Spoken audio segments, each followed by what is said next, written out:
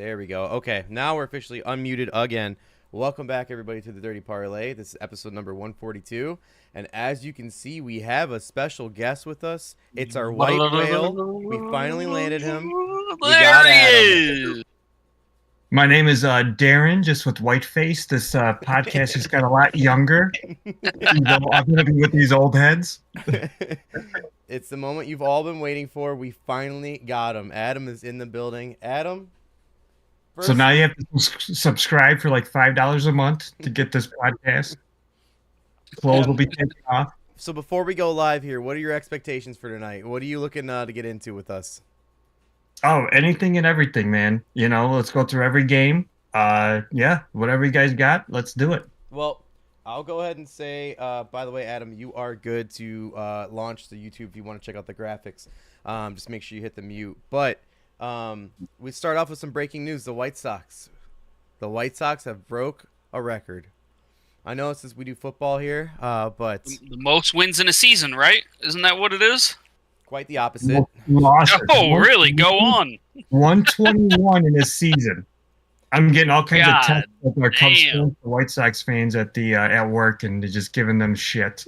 Hey, it's gotta be tough to be Nate right now. You know, his team has just broke a record for that amount of losses. Oof, you hate to see it. You hate to see it. Those are his boys.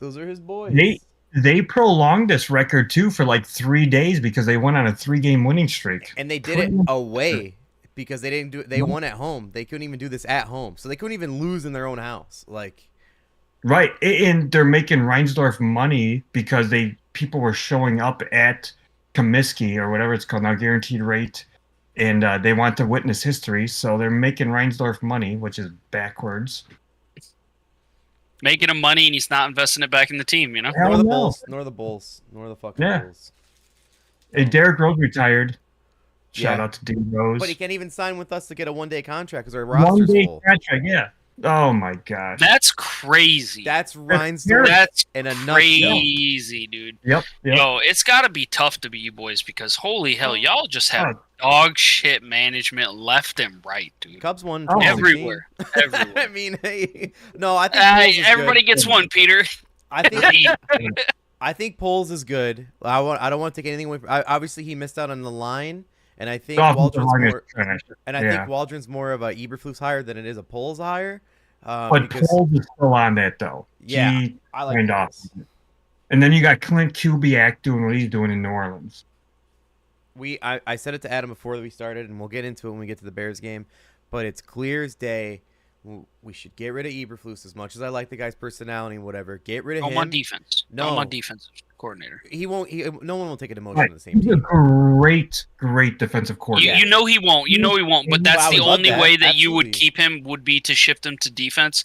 But he's not going to do that. So you're right. So he's gone. You need to chuck him to the side. Hire Ben Johnson from the Lions OC, who almost got a head coaching job last year and decided to come back for one more year. Hire him. His schemes, if you watch a Lions game, the routes that the wide receivers run and running backs, whether it's a run or a screen or even a downfield, he killed. It's just so complex. It's well done. Yeah. Dude, I mean, just when Amon-Ra caught that ball and chucked it back to Jahmyr Gibbs, Jahmyr was wide fucking open. Wild. I haven't seen that in that was clean as hell. Waldron. Wish I would have got a touchdown from it, but of course, hey, what it is. Real quick in the chat, Eric says, "Hey, whiteface Darren." And then hey, what's up? What's up, Eric? Oh, and then Eric also said, "Let's talk about Ethan's crappy fantasy team." Let's talk about it. How'd it go last week? I lost. Okay. I lost. I put up $120 and I still lost. It is what it is. You can't win them all. But Eric, I can. Eric, what's going on there? Yeah, bitch. Yeah, bitch. You beat me. You beat me. I have 3 starting wide receivers out this week, so it's not looking good. But good thing I'm facing Dalton. He only got 17 points last week. Dude, that was absolutely insane. I'm missing Devonta Smith and Adams going into the weekend. So here we go. Eric's about to get his shit pushed in by TJ this week. So what's up? Oh, TJ resurgence. Yeah, boy. The TJ resurgence. It's the renaissance of TJ. I was so pissed I didn't have the high score last week. I thought for sure. I think someone beat me at the end there. Who? I think I was second highest. Yeah, you were right behind me, Eric Blake. said, I beat the best team in what, Eric? Go on. Finish your sentence. Confidence pool.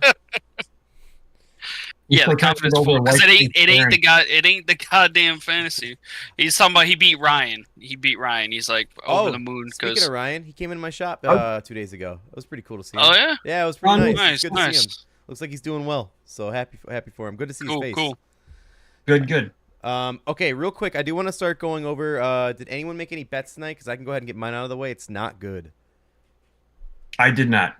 You said best team in the league. Okay, so I had Miami at number 7 in the country at home against a 2-2 terrible Virginia Tech. Was favored by 17.5. I bought the hook. I took the 17. They're down 21-14. Like first half. What is this? And then Rutgers, who I took, they're only down by 3, so that's not bad. But Rutgers at home on a Friday night just feels right. So I took them. They're down by they're up by 4, so never mind. So Rutgers is doing decent. But I took a boosted bet on Miami because they should be smoking them. There's a reason why it's boosted, because they know. You could boost anything in that game. I chose Miami spread. Like if I went over, okay. I thought they were giving you a boosted. I was like, it's some rigged bullshit. Oh, Eric said the best team in the league. I know. I wasn't gonna interrupt you, but he popped that in and said CMC TJ, and then he slapped the ha ha ha. Well, CMC's going to Italy, so there's a third opinion. Yeah, dude. Oh man, you hate to see it. Do you? You know. Now, that quarterback at Miami, I love him. He's so nonchalant. Like, he don't even give a shit. Like, hey, I'm just here, just playing quarterback. Did you watch him on his last team? Yeah, where'd he come from, Blake? He came from Washington State. He was a stud. Yeah, no, he's great, but I love his attitude. Like, whatever. Gonna play quarterback and then, do my thing. He's so good. I can't believe he's losing right now. He has a pick, which is unlike him at all, but crazy. He could dice up the Gators but lose to the Hokies. This makes no sense. All right, so if we got no other picks, Edie, did you have anything you're eyeing down tonight, tomorrow? Fuck no, dude. Right. I'm recovering from week 2, dog. Looking towards Sunday. I got murdered, dude. Absolutely murdered. Like, they're about to come out with a true crime doc at how bad I got murdered on week 2, dude. It's bad. Ethan.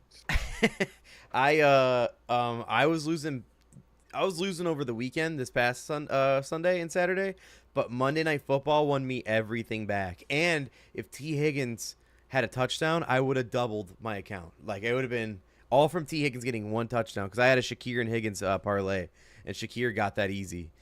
Dude, what are you guys feeling? You have to let go of T. Higgins, bro. You just have to let go. I know that's your boy. I know that's your boy. I did it. Future Bear. Listen, I did it because it was his first game back, and he got thrown. But here's the worst part: he got thrown in the end zone twice, and he dropped them both. He was so bad. You gotta let him go, dogs. You gotta know when to hold him and fold him, man. It was like a baby game. I love that. Yeah, little Kenny Rogers gambler action. Love it. Yeah, Adam, dude. What were you gonna ask us, Adam?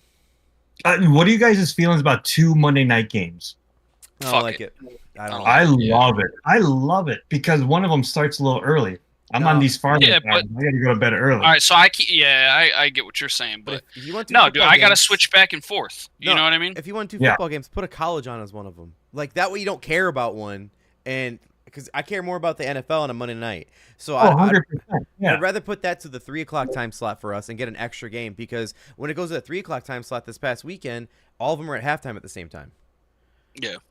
I just heard somebody creeping up in here, man. Oh, so D's in here. He said it's easier for him to watch / listen to the pod if he's in the Discord, so he might not be speaking. He at least wants to hear us while he's at work and hanging out. It's easier when he's hiding in the corner of a semi-truck trailer, listening to it. Oh, I love you, Darren. Your seat's a little warm and moist, but I love it. He's hiding in the back, trying to hide behind some pallets, try to get a couple words in.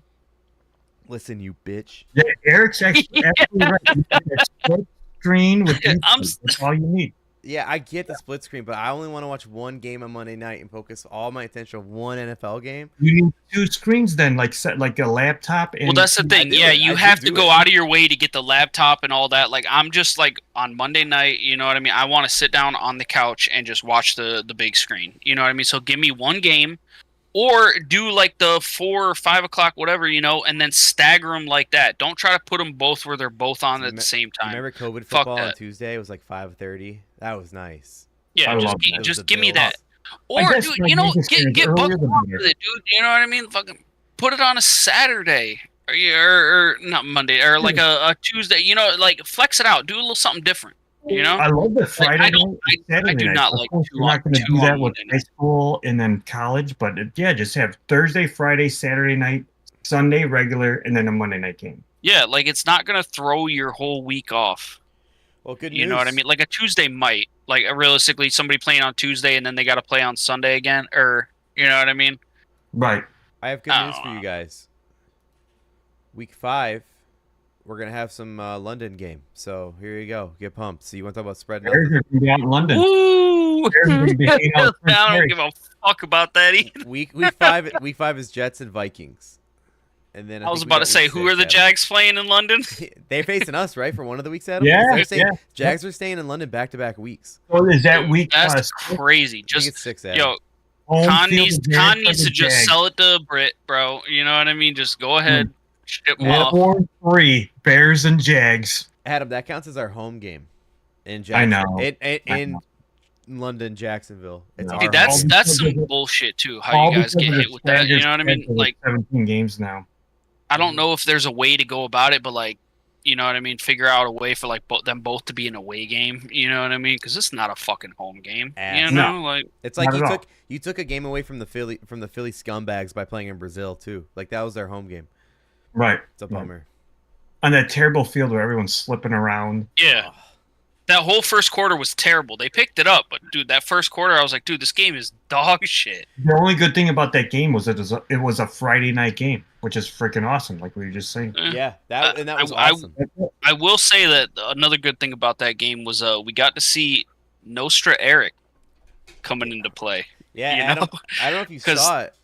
It was on the podcast. It was in preseason. I want to say around June or July, maybe.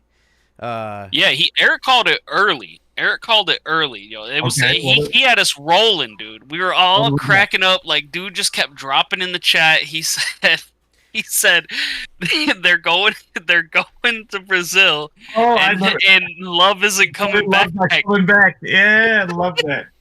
And he wouldn't be back for a couple weeks now. I mean, granted, we thought he might have gotten kidnapped or whatever. You know what I mean? But injury, you know what I mean? It's on the same path. You know, he didn't come back for a couple weeks. Just a busted up knee, but yeah. Oh, hold on, wait a minute. What was that? What? I thought I heard D over there, but he had left already. Oh, no, he's gone. I heard some like feedback going on there in the background. No, this is White D right here. Eric says, "What do you guys think of all the penalties called in every game? It's pathetic." Well, I mean, Al Michaels loved it last night. Clearly, my favorite part was the very first game, that Thursday night with the Chiefs and the Ravens. That one asshole, that offensive tackle, was called so many times because he was lining up too far off the ball. That one dude, and John Harbaugh's reaction to it was like, tell his ass to step forward. Like you could read his lips. So let's see where to start here. I had 2 spots I want to start at. Oh, one, Nate. Nate is not here tonight. That's why we are donning the hunting vest. Doctor. So Nate wanted to ask if we could do it Friday instead of Thursday this week. We said no problem. Yeah, it's a Friday night and nowhere. So I don't know. Maybe we just write this off as a non-pod day. You know. Well, Friday. I'm all for white face for Nate. No. I'm a Catholic face for Nate. You could be both, dude. You could be both. You gotta develop a split personality right now. You gotta be Nate and D at the same time. No pressure. No pressure. Yeah. So with no Nate, we're donning the hunting vest because in honor of him, he's out there hunting. Adam, if you don't know, I don't know.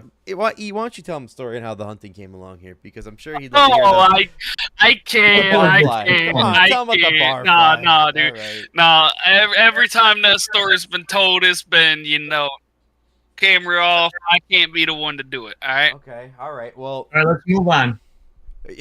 Well, when Nate's out, he's out hunting right now, if you will, and we want to show our support for him and just make sure we don't get hit in the line of fire here. Yeah. I don't want no Dick Cheney bullshit here. All right. A shotgun face with a friend. And then I'm have trying to apologize. Make myself. Yeah. I'm trying to make myself as visible as possible. You know what I mean? I'm not trying to catch any strays out there. And for the record, Ethan does not have suicidal thoughts. Yeah. You heard it here first. You heard it. I love life. In case this is a Diddy situation. Yeah. He's not eating his food in prison, just in case it's one of those things. That's why I'm here. I thought this was a freak show. And... Yeah, you trying to have a freak off, bro? Okay.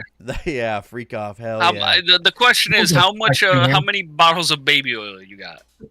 Oh, all of them. I bought them in bulk from Costco. Costco comes out. We do not sell them. Actually, ironically, I lost my Costco membership because of that. Yeah. I'm appealing it. He's in the Costco court system right now. Man. They're tough, dude. All right, so boys, let's go ahead and get to last night's game. I got it pulled up here, Adam, just so you know what our picks were last night.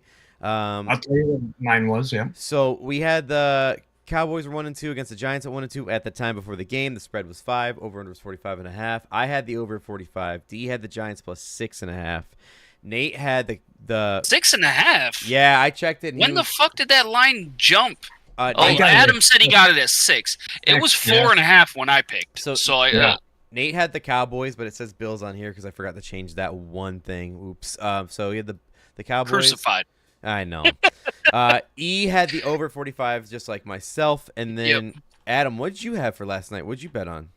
I took the Cowboys -6. Thought that was an easy win. Either you win by double digits. Thought like same that we were talking earlier that the Cowboys would put up 30 points. Did not happen, obviously. So Cowboys won, but did not cover. I had the Cowboys -6. Hot take. Cowboys washed? They got to win, but, I mean, are the Cowboys putting up as many points as they did last year? My favorite part of the game, CeeDee Lamb, obviously giving Dak Prescott shit on the sideline last week, and then he has that long touchdown early in the game. He crosses the goal line and just flips the ball towards the secondary of the Giants, and he gets flagged for it. Best part of the game. That was badass. Dude, the flags last night were crazy. Oh, what blew my mind is the face mask penalty. Y'all saw that? Yeah. So wild. Stupid. Wild. How do you just totally fuck that up? Like, don't we have replays? Like, aren't we checking shit? Like, I don't know, man. I don't know. They should take the replays out of the coach's hand and it should be booth replays. College does it perfectly. Dude, they should be reviewing damn near everything. You know what I mean? Like, because there's a lot of bullshit that goes on that just doesn't get called for. You know what I mean? Like, absolutely. But they don't want to do that to the Chiefs. I love the AI picture of Mahomes kissing a ref. Yeah, oh, dude, they're savages out there. Like, what? When the ref got his leg hurt, I don't remember what game it was, but it was like, damn, this is a really big hit to the Chiefs. Also, last night, the injuries. Speaking of leg getting hurt, the injuries. I mean, you had Parsons go down, diagnosed as a high ankle sprain, but he was carted out of the blue tent. Neighbors went down with concussion. It was a pretty hard hit to the ground on the sidelines. Hey, speaking of which, Neighbors is the real fucking deal. He's looking good. He is. You got lucky with that one, Beast. I was aiming for him the whole time. We talked about it, and you were like, I don't know. Because I'm not gonna tell you I want him. I don't care about that. Just watching him the first. We all knew he was good, but he was just in a shitty situation. You know what I mean? He was on the Giants. Oh, we have a Nate in the chat. Nathan is in the chat. And he goes, "God damn, Adam looks hot," and he goes, "Nice vest, boys." I'm the Catholic face of Nathan and the white face of Darren. What's up, Nate? How you doing, baby? Yo, Nate, how about you quit fucking chatting? fucking Happy New Year on Thursday, buddy. live stream Day from off the because bar, of that. baby.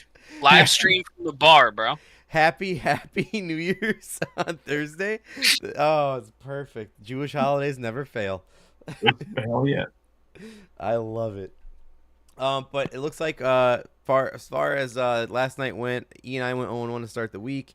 It was the exact spread at 5. Is that how it ended? Yep. Okay, Yep. So Nate hit and Darren hit. Yeah, it's good for them. The benefit of throwing picks late because that line jumped massive. What was I gonna say?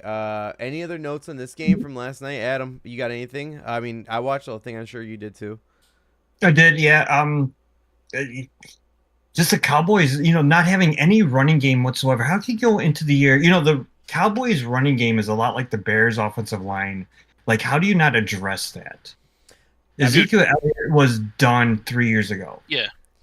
I mean, and like we were talking with Ethan earlier, that you let a guy like Tony Pollard go, he's perfect for that Cowboys system. Absolutely perfect. Look at him outside of that system, Adam. He's not doing much over in Tennessee. No, ironically, the only good game he had was against the Bears that first week. Pollard had a touchdown, a couple points, whatever. But I'd say he's definitely.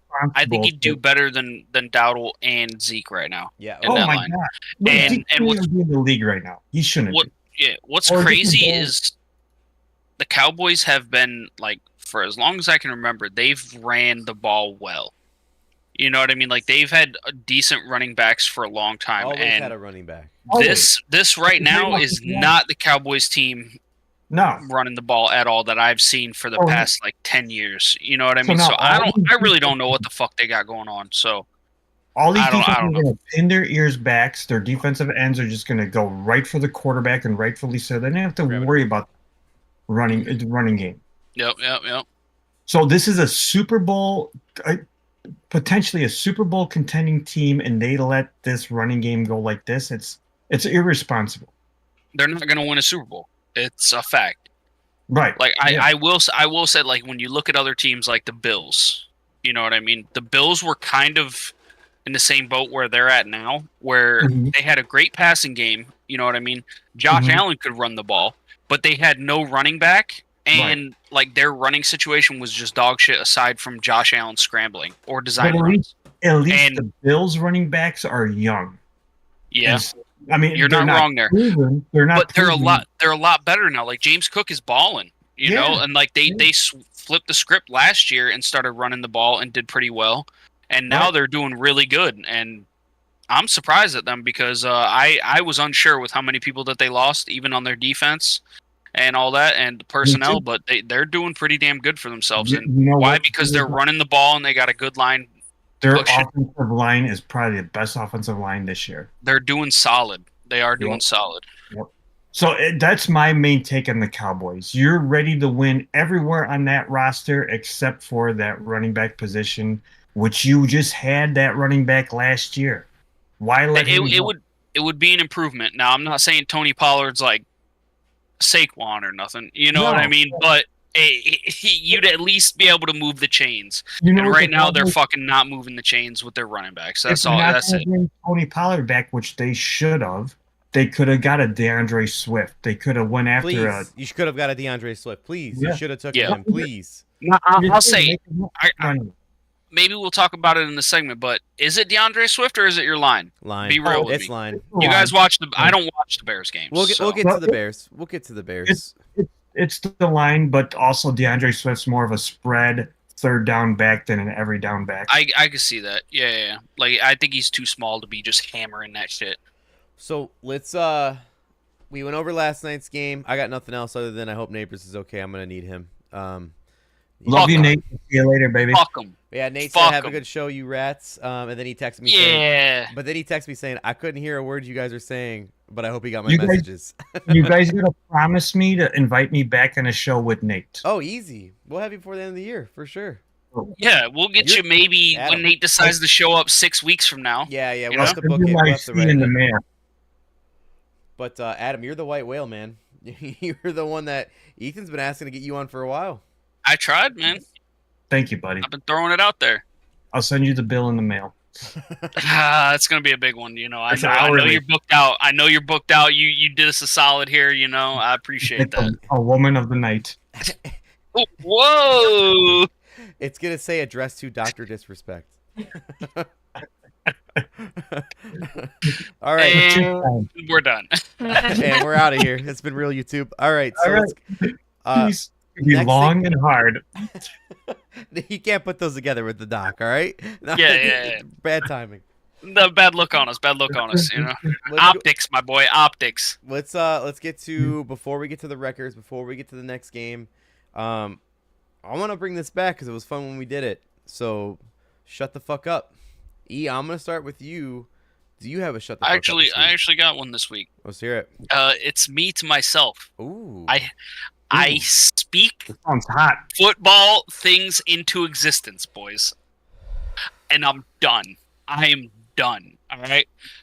I say some shit that I don't want to happen, and then it fucking happens. I need to just shut my mouth. Stop. Bees, I may have contributed to 2 of your players ripping my heart out this week. Yeah. I watched it happen after I said something and said, "Oh my god, I'm done." It was like a self-realization, like, just shut the fuck up. Just shut the fuck up. Neighbors and Derrick Henry both murdered me after I mentioned their name. So yeah, I'm done. I'm done. You're gonna see me absolutely ghosting in the league chat on Sundays, like even more than I am now. Nothing new. Even more. No, I mean I say occasional things when we jump in and we're ribbing somebody. All right, bitch. I'm just saying. All right, bitch. I got snaked out week 2, stomped week 1, and I just lost week 3. All right. I'm not doing bad. I'm not doing bad. I'm putting up points. For the shut the fuck up topic of the week, Eric said, "Ethan, I had you too." That's pretty good. Eric, I can't wait until TJ just his first win. Rails you, dude. He gets his first win off you. Oh my god, he better chirp you. He better be chirping, dude, because like he's been getting taken to the woodshed. All right, not to mention the whole CMC stuff. So if he does take you out back in Old Yellershoe, man, it's gonna be poetic. TJ's season so far reminds me of if he was at a Diddy party, but no one told him about the lube room. It's not going well for him. Here, hey TJ, drink this. Yeah. Oh, CMC's gone. Uh-oh. Hey TJ, drink this again. Oh, you're 0-1. He's 3 drinks deep and he's 0-3, and then here comes Eric. He said losing to TJ not gonna happen. Not gonna happen. Nostra Eric, here it goes. He's quoting him. So Adam, do you have a shut the fuck up for the week? I know we're putting you on the spot with this, but yeah, I'm trying to think. Not at the moment, Blake. If you want to go ahead, let me think about it for a minute. Gladly. All right, no problem. My shut the fuck up is to the. It's to. What's the best way to put this? I'm trying to think. It's the Chicago media. And that is because Chicago sports media, and that is because it's almost like they try to cover up what's really wrong. Like when we had Luke Getsy, no one really talked about how bad Luke Getsy's offensive coordinating was. And right now, he was a future head coach, blah blah blah. Yeah, and they would talk about him in a good light, even though we ran screenplays 4 out of 5 times, and then we wouldn't get a yard. And then Justin Fields goes off to Pittsburgh, and I know it's a different situation, whatever, but he's winning. Oh, 100%. He's winning. He is winning, but he's doing the same thing he did with us. Exactly. And so my next thing was, this is a real stat as of last week. Obviously, week 4 just started, so things are changing as far as the up and downs. We have the second worst offense in the league ahead of one person's offense, and that's Luke Getsy's Raider offense. They're rated the worst offense in the league. So we have the 31, and they had 32. So yeah, we upgraded, but by a literal 1 position in the rankings of offensive coordinators. Yeah. We literally went up 1 position and upgrade. We didn't jump to like find the next like McVay-minded offspring, whatever. We literally jumped 1 spot up. So if we're gonna keep this train going, in 30 more years, we're gonna have the number 1 offense. Just fucking wait. But the Chicago media is what I'm getting at is it's people are afraid to say Shane Waldron until yesterday. Yesterday, I saw on local news that they're now talking about Shane Waldron being a problem. And I know week 3 just happened, and it's a little bit of an overreaction. Small sample size. But when you've been hit this many times, you know what the next hit looks like. Like, it's embarrassing. It's crazy. Show us on this bear how they hurt you. Yeah. Right here in the downstairs area. You're gonna have to cut it open. So I'm glad you brought that up, Blake, because I'll say this. I'll go with the national media with Jaden Daniels versus Caleb Williams. Small sample size. Jaden Daniels might be the real deal, and he probably is, which is great. There might be multiple great generational quarterback talents coming from this draft. But for anybody to say that whatever team had the first pick of the draft to not take Caleb Williams is ridiculous. He is the most talented player, most talented quarterback out of this draft by far. And to argue that we should take Jaden Daniels or trade it down to the second pick and then take Jaden Daniels is ridiculous. We happen to be Bears fans, but whoever had Caleb Williams should be lucky as hell that we got him. I agree. And to argue that right now with 3 games into the season is ridiculous. It's like the Mahomes draft. It's irresponsible that whoever had the first pick of the draft to not take Caleb Williams, that's irresponsible. When I say it's like Mahomes draft, there was 3 people ahead of Mahomes. I'm not saying not Mitch right. One or whatever. I'm just saying there's 3 more quarterbacks that were highly rated over Mahomes. And if you didn't take those guys at the time, like that night, that draft, you'd be like, what the fuck? You didn't take the top 3, you took number 4? Like, right. And I know Mahomes is the different guy now, obviously, but that my point being exactly what you're saying. Yeah, I mean, you never really know. I mean, look where Brady got taken. You know what I mean? Like, you never know when fucking gold is gonna hit. You know what I mean? You really never know. But when you look at what they've done and you're like, shit, like I'm kind of in the position where I have to take Caleb Williams. You know what I mean? Like, I have to, because of what you've seen before versus, you know what I mean? Like, you guys had to take him and you guys just did not, like, you tried to set him up. You know what I mean? Like, you gave him weapons, but you didn't give him any protection at all. Yeah. You know what I mean? Like, nothing. You guys got a great defense. Your defense is doing well. You got good weapons all across the board. You know what I mean? But, like, the hugest fault is your offensive line, and you can't do a goddamn thing. Like, you have no run game, boys. You guys have zero. Like, I can't believe that I even said DeAndre Swift rushing. Timeout. Because it was murdered. Timeout. Roshan Johnson. Thank you. That's the timeout. It's clear as day. Roshan's that guy.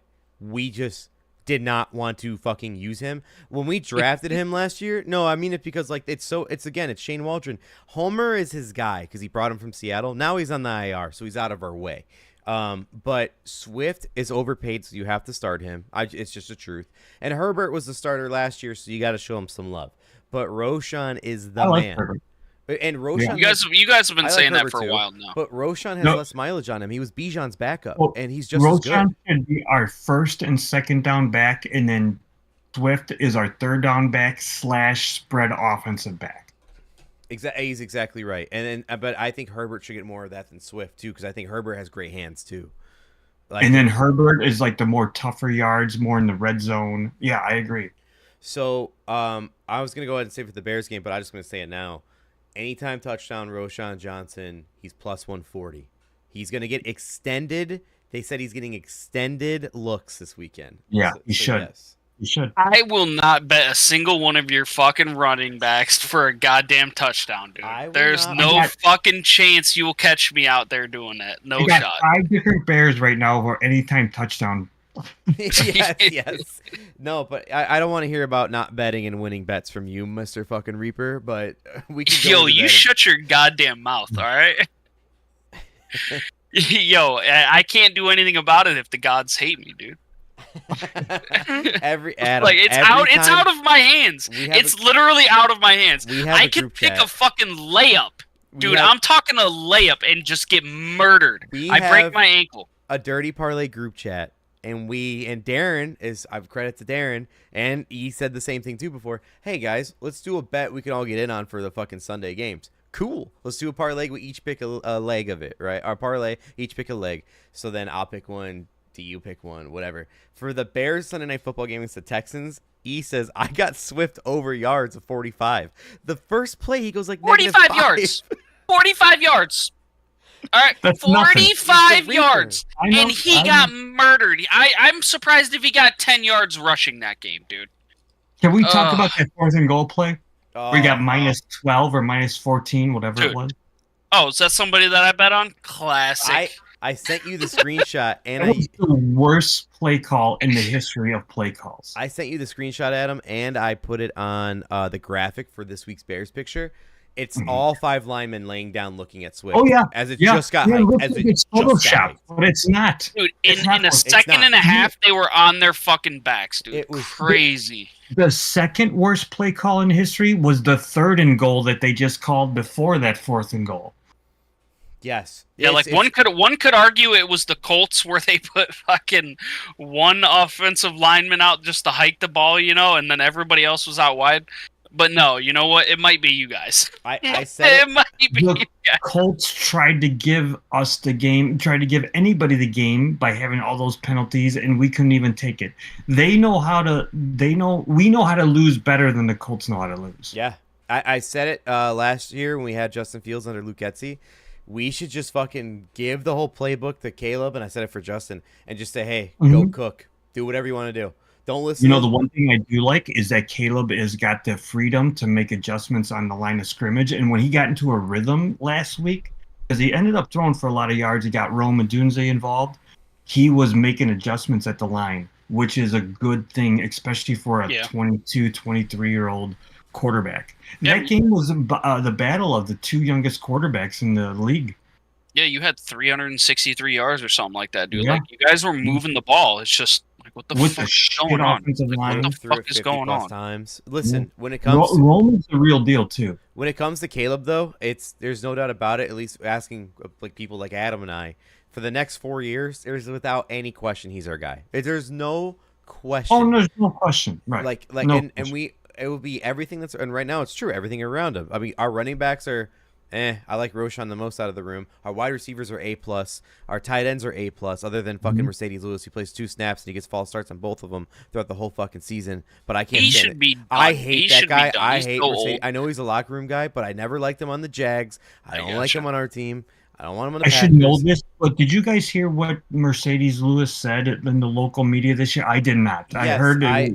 he said, fuck, I actually just listened to the interview this morning. And I'm sorry, I'm going to be Bears centric on this, so I apologize for that. No, it's okay. We got more games, but we haven't even touched the games yet, Yeah. Adam, so it's all good. All right, but before we do shift, though, I got to ask you, how do you guys feel about Caleb trying his USC bullshit out there, like his little slip and slide? You know what I I'm mean? cool with it. Yeah. Yeah. Cool with Stay it? safe. Stay safe, man. Yeah. Oh, yeah. I think he's gonna. I don't know, man. Sometimes when I see him whipping around like that, I'm like worried about the knees. You know what I mean? Like, all it takes is one good crunch when he's trying to do that spin move, and it might be fucking lights out. You know what I mean? Like when he's trying to get away from them. You know what I mean? Like how he's not playing college kids anymore. You know, he would be spinning out of there and putting the moves on him, but he's getting hawked down out here. You know what I mean? These guys are fucking the real deal, and I watched it because it happened multiple times in that game, and I was like, oh, I don't know, man. Just like B said, stay safe. You know what I mean? That's my only thing. Is stay safe. Right. And the only thing I will say is that I like that he has that feeling in the pocket. He could feel the pressure. Yeah. He had the To get away from it. Yeah. Which you can't teach that. You can't coach that. Yeah. Not everybody has it. Like, who the fuck was it that just got annihilated last week?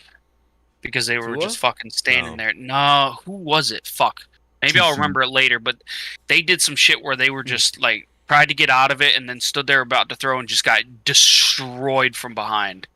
I don't know. All right, boys, let's start getting into the records. Yeah, let's get into it. Games. No, hey, this is the fun part, right? So I'm gonna go grab another beer. I can talk about. Actually, I want to hear these records. Okay. Hold on. Yeah, Get a beer. Wait, Go wait get for me. comfortable. Wait for Go me. get comfortable. Adam, I know we'll get more Bears later, but I'm excited to hear your takes on these other teams too. Huh?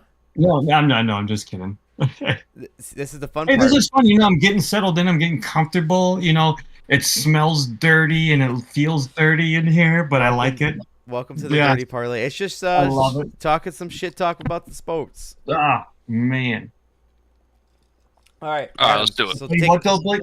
Oh, Ethan's back quickly. Shit. Okay, we can't talk about him. Oh, Go on. you can't watch this back on YouTube. No, I was going to say real quick though, Blake, I'm on board with you. Roshan Johnson's got to be our featured back, and then we sprinkle in DeAndre Swift. Yeah, sprinkle in them amongst split them with Herbert even, because if you're not giving Herbert the time already, just give him half the time with Swift. If it's logical, your team ain't gonna do it, dude. Did you guys see Yeah, the Colts rushing defense the first 2 weeks of the season? They were giving up 240 something yards rushing, and we couldn't do shit. Exactly. And Roshan Johnson. Look, the only one that looked decent with 8 carries and 30 something yards, so 3.8 yards per carry, whatever it was. But 3 of those get you a first down. Right, exactly. That was light years ahead of what our other running backs were doing. DeAndre Swift averaging maybe a yard a 1 rush. point something. Negative. Fucking dog shit. Yeah. Okay, sorry. No, you're good. Let's Adam's just a little insight on how we're doing on the Dirty Parlay. So check this out. So last week, week 3, the winner of week 3 was Nate at 8-8. Last week was the worst week we've had this year. Hey, I had 8 too. You had 7 I tied. I'm gonna have to bust this out. Chinese flag on the field. Yeah. Let's look at it again. I did the first week too. You're trying to short me on some wins, bees. I'm keeping receipts here, my boy. This sucks because I'm gonna have to keep just fucking what am I missing from this guy's email? Dude, I've been going over everything here. I've been doing it. So I had me. Hold on, I'm pulling it up. I had Dalton, me, and Nate all at 8-8. I'm gonna get to Dalton's last, so I don't know what it is at the top of my head here. And then D was 7-9, and B's was 5-11. I had you at 5-11. All right, so what are we missing here? Is there a certain game that this is happening on? So right now, Tony Romo and Jim Nance is going to Tony Scacciarelli, looking at the. So we actually gotta hammer this out. We have to, because we all talk shit about the records at the end of the season. All right, we got to fix this. So you see where I went wrong on mine, I'll do the same for you. All right. Or if yours is right, vice versa, whatever. Adam, I can just pull up. Yeah. All right. Bear with us, Adam. Bear with us. All right. Everybody listening, you got to bear with us here too. All right. My comedy routine right now. It's kind of. I'm listening. Damn. Go on. Go off, King. While we get our ducks in a row here. I just want a check on my ass can cash. I got nothing. Did you guys see this? You guys hear about this? Yeah. All right, E. So I'm gonna start going down yours right now. Okay. Let's check out week 3. So Jets -6. That's a win. All right. So I had Jets, Pats. I had that as a win. Okay. So Bears was a loss. Bears was a loss. I'm going down your email exactly. Okay. Tampa Bay -6.5 was a loss. Yep. Green Bay +2.5. It's a win. That was a win. Yep. Okay. Houston -2.5. That's a loss. So that's you're right now at 2 and 3. Texans a loss. Yep. And then Pittsburgh, that's a win. So you're at 3 and 3. Steelers. Yep, that was a win. Cleveland's -6. I think they lost. I don't know. They lost. Yep. Okay, yep, so that was a loss. 3 and 4. Right? 3 and 4. Yep. Just keep going every one of those. All right, and I'll tell you if my match is up with it. Philly won. That's 4 and 4. The Eagles. Yep. Raiders lost. So that's 4 and 5. Miami, Raiders. Seattle. Raiders, Panthers. I lost that. Yep. Miami, Seattle. Seattle. I lost that. Yep. 4 and 6. Baltimore won. That's 5 and 6. Detroit won. That's 6 and 6. San Francisco lost. That's you had Detroit. Hold on. Where's the Detroit game? Yours. I'm going down yours right now. Yeah, my list is not in order that you're reading it off in, so that's why I'm trying to find it. Okay. Yeah. I have you at 6 and 7 with the San Francisco Lions and Cardinals. I hit that. Yeah, I got you at 6 and 7 right now with the San Francisco losing. 49ers, Rams. I lost that. Yeah. Yep. Atlanta, you missed that one as well, so it's 6 and 8. Falcons. Where's that? Falcons, Chief. I lost that. Yep. Buffalo won. Yeah, that's 8-8. You're right. That's 8-8. Yeah. Buffalo won, and then Washington. Okay, cool. Okay, because I'll be honest, dude. My OCD kicks in, and I rewatch the pod and then write down all of our. You know what I mean? You want to know what my picks. problem is? And I have no problem admitting this. Successful. Ethan still has a challenge for the rest of the show. Hey, I challenged him twice. I'm up 2 games on this, man. That's why I think he's trying to fuck me. No. The problem is, and I need to stop doing this. I do our records when I'm fucking drunk at the middle of the night. It's just this fucking guy. This sounds like you got a problem, my boy. Yeah, no, I have a good, come on, man. I have a good time, What's guys. wrong with you, dude? Hey, I'm just saying, 2 out of 4 weeks, Beast, you might have a problem, my boy. I didn't even know you were a drinker, man. You might get that 50-50 right now, you know? I do it on Sunday nights. I get everything but Monday Night Football. And I just do that Tuesday. Yeah, it's a problem. All right. We don't drink in this family. Jesus. I know. All right. So, Just saying. I was surprised that I only went 8-8. I thought I had some better luck that week, but so I'm gonna there go were a lot of mine upsets. Now. And Yep. we'll move on. We'll finally move on. Yep. People. We'll Yep. move on. All right. Okay. So you Jets. okay. Yep. I have my paper here. So Jets -6 was a win. You hit that. Let's see. The Bears +1.5 was a loss. That's 1-1. Yep. I had the Browns -6.5. That's another loss. Yep. Packers +2 was a win. Because I switched my pick. Did you? Oh, Remember it wasn't that? on the picture then. That's why. You didn't update the picture because I went on the picture on the pod. So I had you as a loss on the Packers Titans because the picture on the pod was different. Okay, well that makes sense then. Okay, well then that's what it is because I switched it live. That's what. The moment Dalton said Yeah. revenge game, I was like, I'm sold. Don't say There anything you go. else. That's what I'm it is in. then. So All you're right. cool. You're right. I'll take 6-10 over you 5 got and fucking 11. Whatever. Yeah. The challenge was reversed. Ethan lost the challenge. Hey man, hey, my footage was good, you know, but then again, I only fast forward until I see the screenshot of all the picks, you know what I mean? Yeah. And if he changed it or said he changed it and I didn't see that there, then yeah, I missed that one. I completely get it because I've done that shit before too. It's all good, but my bad, I'm fucking up yours. All right. This is a real eye opener, guys. I guess we find. Well, I'm here to right the ship. All right, guys, let's put it together. There we go. Couldn't Give me be my right. 28-20. I just Oh, updated it. only up 8. Only up 8. It's not the greatest, but I'm still leading the pack. I don't mind. I mean, you're only 2 ahead of me. I could change any week. All right, let's get to it though. So sorry, we got this fixed now. The records. So Nate went 8-8 last week. E went 8-8. Darren went 7-9. I went 6-10. For the year. Adam, That's what I want to see. Right. This is where we're at right now. So Okay, let's see it.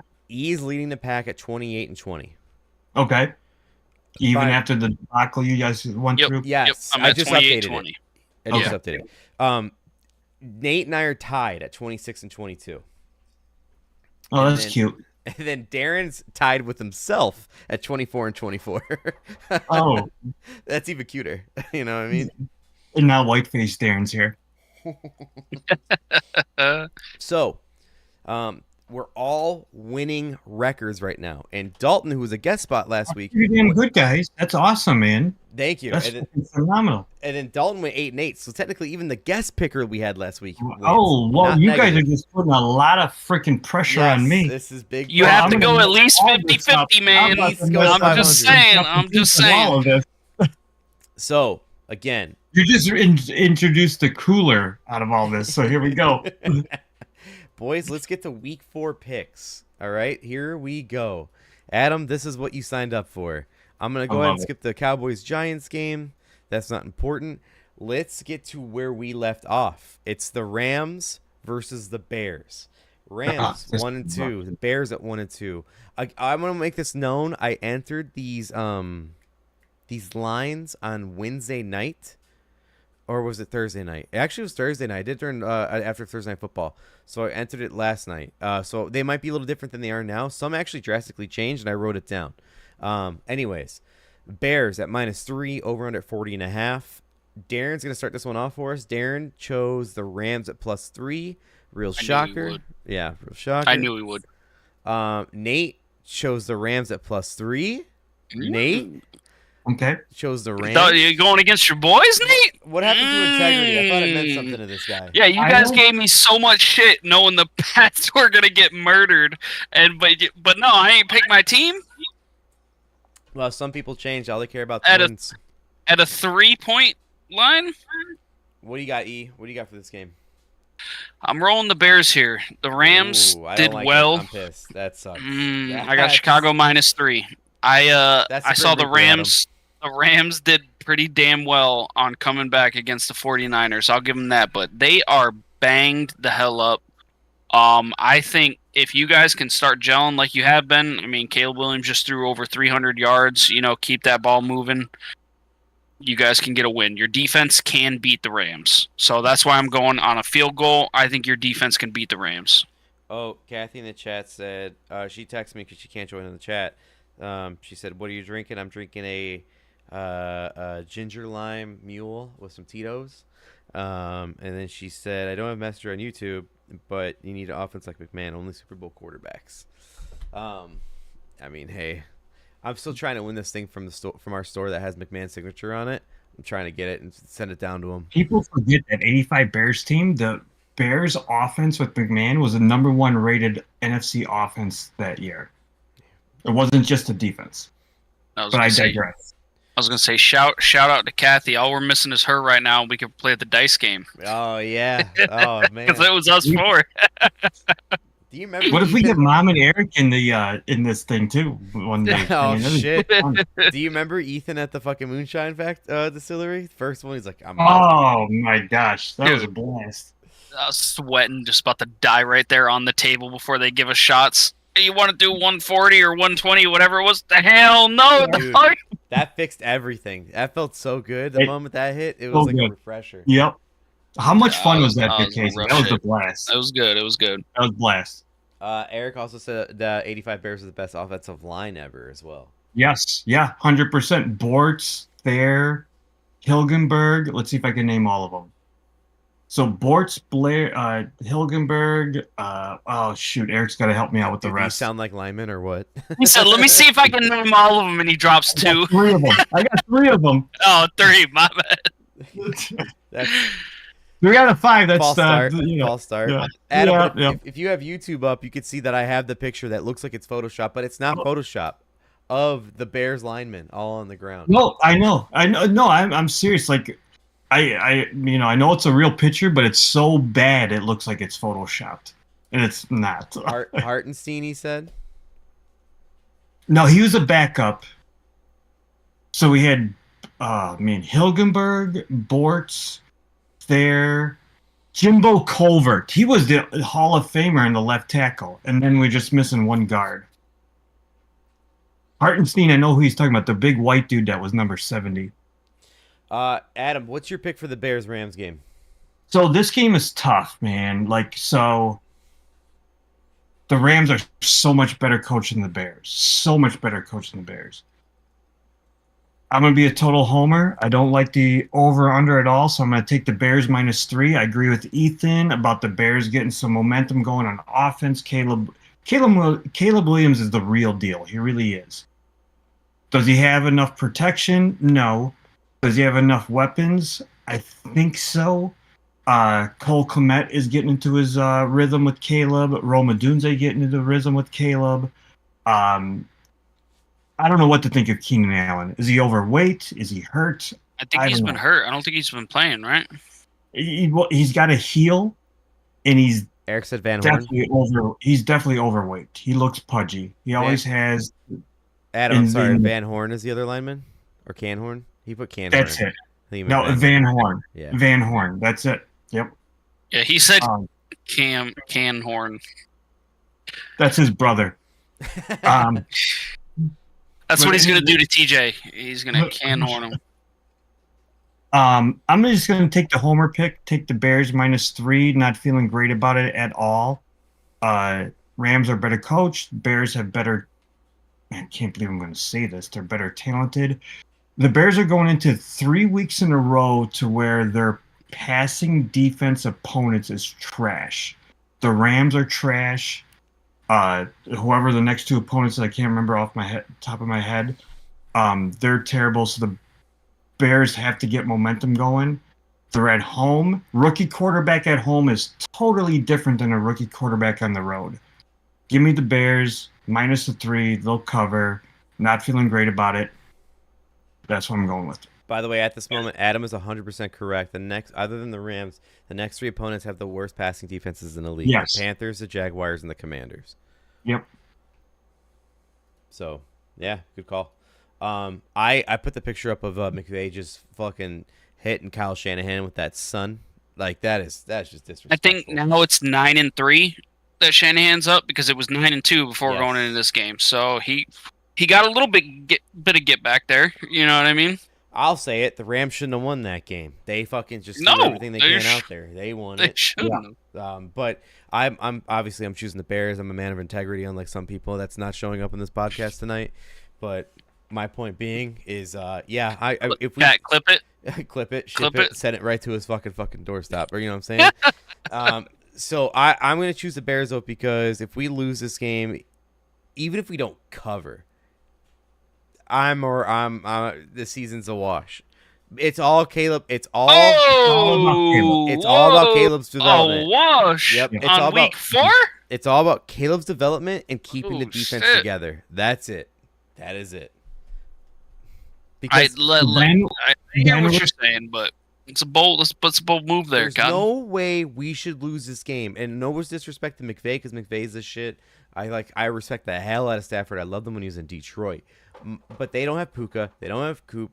They're running backs. Kyron Williams he's doing numbers, but I don't. In my opinion, Kyron Williams is a badass. He's a bad little nut. I don't think he's an RB1. I just think he is in McVay's power O offense, and I respect it. The only reason we have Shane Waldron is because he gave Sean McVay a cup of coffee one day. And you're right. And I'm not taking anything away from McVay, but with our defense alone, we should win this game alone. Mm-hmm. That's what I was thinking. Our defense alone should win this game. However, and until last week, every week we're like, well, at least Caleb didn't lose us a game. It wasn't like it was a turnover. And then we had turnover Caleb.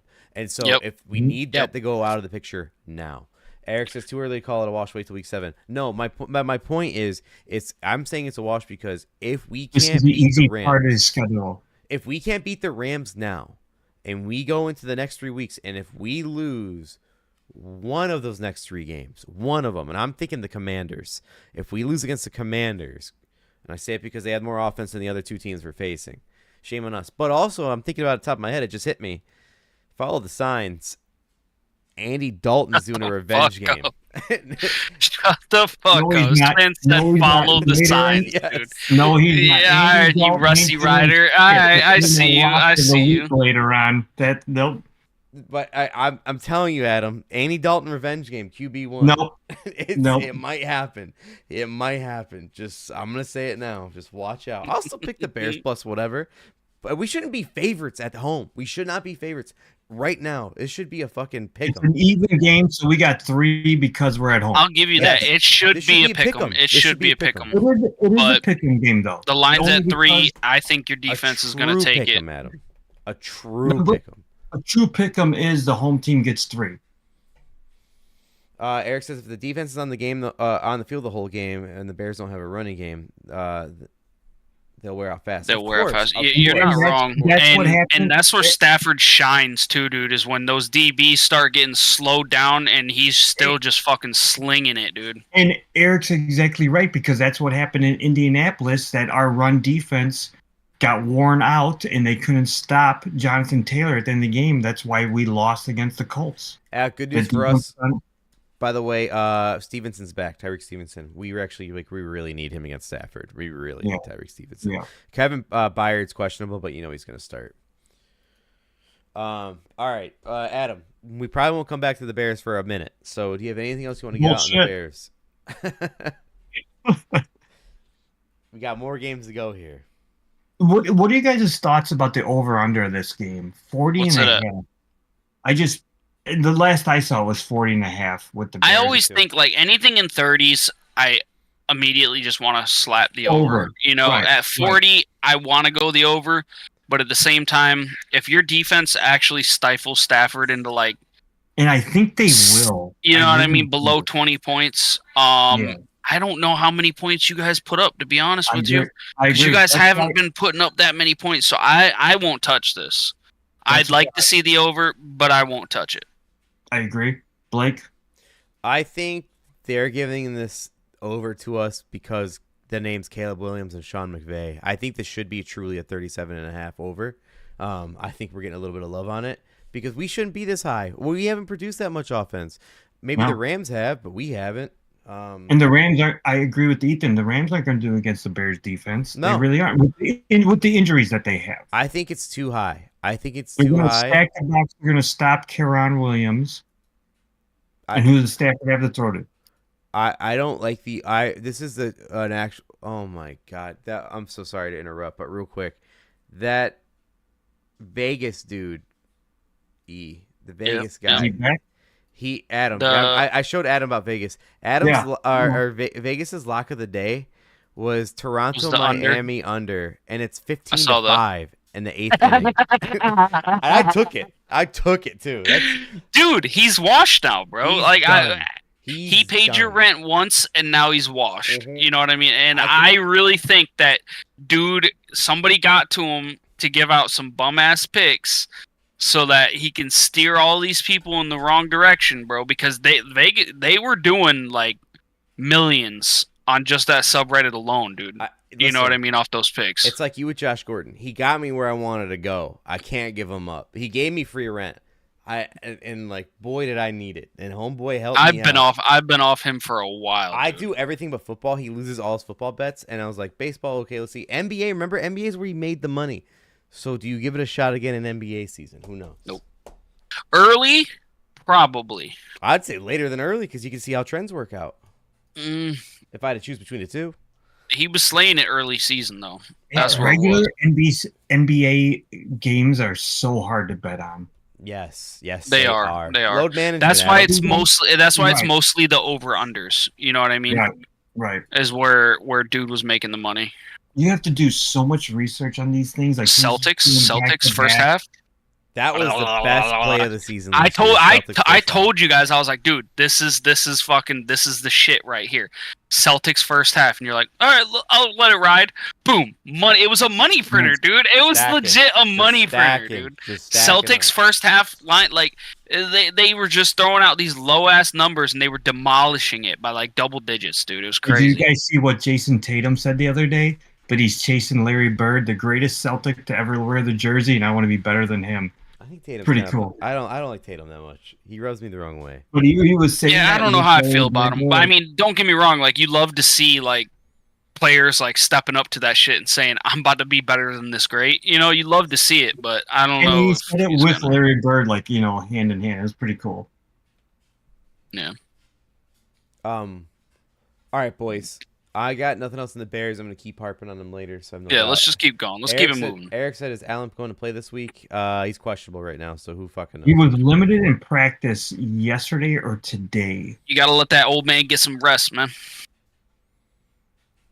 They did not put him on the 4-game IR, so he's got to play either this week or next week, or it doesn't make any sense that they did not put him on the IR. Yeah. Agreed. Yeah.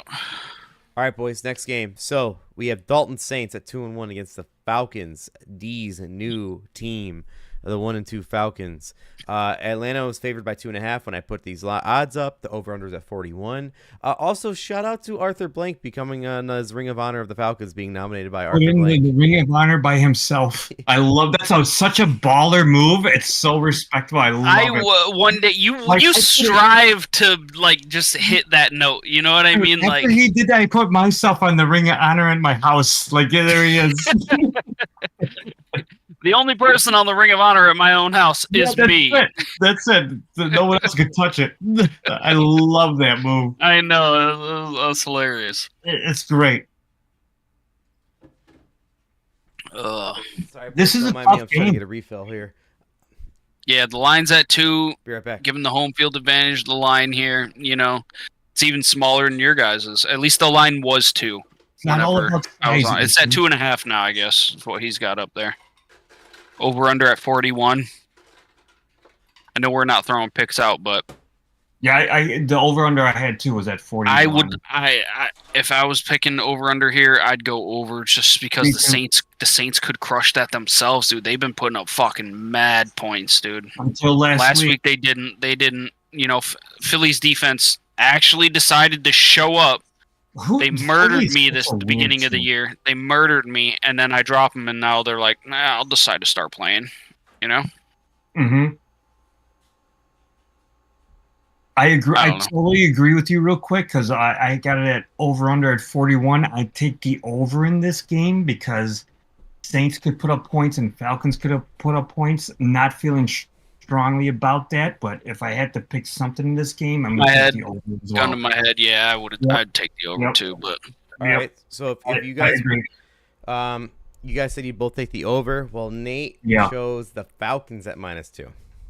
I didn't take the over. I said if we were talking about if you had to, I got you. Yeah. So he chose the Falcons at -2. What did you choose? Give me the Saints +2 here. Whoa. You know what I mean? I think if they actually like keep running it, I guess this whole thing determines on Kamara, right? Is he going to play or not play? Like he's questionable right now. He is a massive part of their offense. I think if he plays, the Saints hit +2 easy. I mean, they're going to win outright if Kamara plays and is in game shape. You know what I mean? Not limited on snap count or none of that bullshit. I think that they can piece up the Falcons. Who's their backup there? I like Jamal Williams. If Jamal Williams had to fill that Jamal spot, Williams, but Jamal Williams isn't like Ezekiel a pass catcher. You know what I mean? He's not. I wouldn't like, call him Zeke. That's not. Yeah, he's slow as shit. Kamara can do it all, realistically. Like Kamara can do it all, and Jamal Williams, he cannot do it all. If I need some short yards, like right up the gut, give me Jamal Williams. But other than that, that's my opinion. Have you guys ever seen Alvin Kamara's like highlight tape from when he played at Tennessee? Oh my god, it's ridiculous. It's not Ethan. It's a fucking god walking amongst kids. It's like he's so good, man. He is so creative. He's good. I was disappointed that Paul took him before I could get him in that at the second round. Like I was aiming for Kamara and he got snagged up, so I went the Mixon route. I get it. Totally get it. I mean, one way or another, you're getting somebody on abuse charges, right? So we run teams that way. It is what it is. Yeah, you're goddamn right. If my running back ain't in the news for some bullshit, I don't want him. Did you see the clip going? You see, guys, see the Ray Rice coming through. Yo, can I get Ray Rice on my team? Is that still allowed? There's a clip going around right now on Twitter. It's where Mixon hit that woman and it's the restaurant and someone took a picture of it and goes, "Wow, Mixon hit that woman here 10 years ago. It's like looking at a piece of art." It's like, what? Oh my goodness. Yeah, Twitter's unbelievable. Adam, I know you're in the middle of taking us on a tour here, but do you have a pick for this game? What do you got? What are we on here? The Saints Falcons. Oh, I like the I had it over under at 41. I'm gonna go with the over. Don't love it, but definitely gonna go with the over. I think, like Ethan said earlier, I think Derek Carr and the Saints gonna put up some points. I can see Kirk Cousins putting up a couple points. Don't know who's gonna win, so I'm just gonna take the over. I had on my I'm doing the notepad this season. It worked well. When I started last season, I started winning. So I'm doing that. Boys in that fucking notepad, dude. Ethan, I have a winning record right now, dude. So I can't really deny it. And when I started, you're not wrong. If you go from when I started doing this last year to the end of the season, way winning record over the losses. So it's like the Big Lebowski. If you scratch out his notepad, it's just a dick pic. It's like his penis balls. So sorry. No, you're good, Adam. So I wrote so many overs for this week. I had to cross out a couple. So the one of the very few overs I kept was this one. I love this over. For these offenses. However, and I said this last week, and I think I said it in week 2, I also love the Falcons defense. It does not get enough love because Bates is that good of a safety. And he showed it last week, and he will continue to show it. He's good. Cincinnati was so stupid letting that guy walk out the door because Burrow needs him on that other side of the ball. I'm just saying, that defense is good, but I still have the over because I still think that if you go back to how the Saints played for the first 2 weeks, you ain't stopping them. You're just not. Exactly. And the Falcons are starting to pick up. They're starting to get their offense. The Eagles were on some shit to where they shut it down. You know what I mean? They did. Mm-hmm. They did. They shut it down. Now, go ahead. Whether the cat's out of the bag, you know what I mean, and now all of a sudden everybody's got the blueprint to stop them, you know, because that does happen. I don't know. I don't know. You know, my gut tells me over 41. You know what I mean? Because both teams can score. They both have decent weapons. The Saints just had a really good fucking whatever they were doing was working. Because I wouldn't come out and say the Saints offense has dynamic playmakers. You know what I mean? But they were piecing up whoever they were playing. 22. He's amazing. Who's that? The dude that takes the lid off the defense. Oh man, Rashid. Yes. Wait, real quick, great deep threat. Before I just a quick note on the Saints and Falcons, and I actually have some breaking news here. Fuck, what we're gonna talk? What were we talking about? No. The Vic Van. I was gonna say the Eagles. I'm sorry. You said the Eagles earlier, talking about how the Eagles stopped them. I think Adam can attest. Vic Fangio's defense takes a couple games to ramp up, and then it's you can't get past Vic defense. Yeah, it's so I think week 3 made sense for him to step up against the Saints. Now I think the Eagles defense is going to be solid because last year Vic Fangio was part of the Miami Dolphins, and Miami Dolphins had no names on that defense, but they still did good. They still did good for no name. And I agree with that, Blake. But man, the Eagles' defense last year was so weird. They were such a powerhouse the first half of the season, and they just fell apart without even injuries. But they didn't have Vic Fangio. I know. And their defensive backs last year were the worst in the league. The worst. Well, they show some respect on big play, Slay. Even with Slay, I like Slay, and he sucks. Yeah, right. But the beginning, the first 7-8 weeks of the season, they were unstoppable. That defense was one of the best in the league, and they didn't have any injuries, and they just fell apart. With a different defensive coordinator, I understand that. You're right. And also, too, I think that was listen, you can say what you want about Howie Roseman. I actually think that man knows how to make the right moves because the Eagles always are good contenders. Dude, you can't knock him. I'd put him above Poles, to be honest with you. No, that's fair. I think it's fair at this point. He's pulled off some shit where I can't even believe that the Giants would send him to the you know what I mean?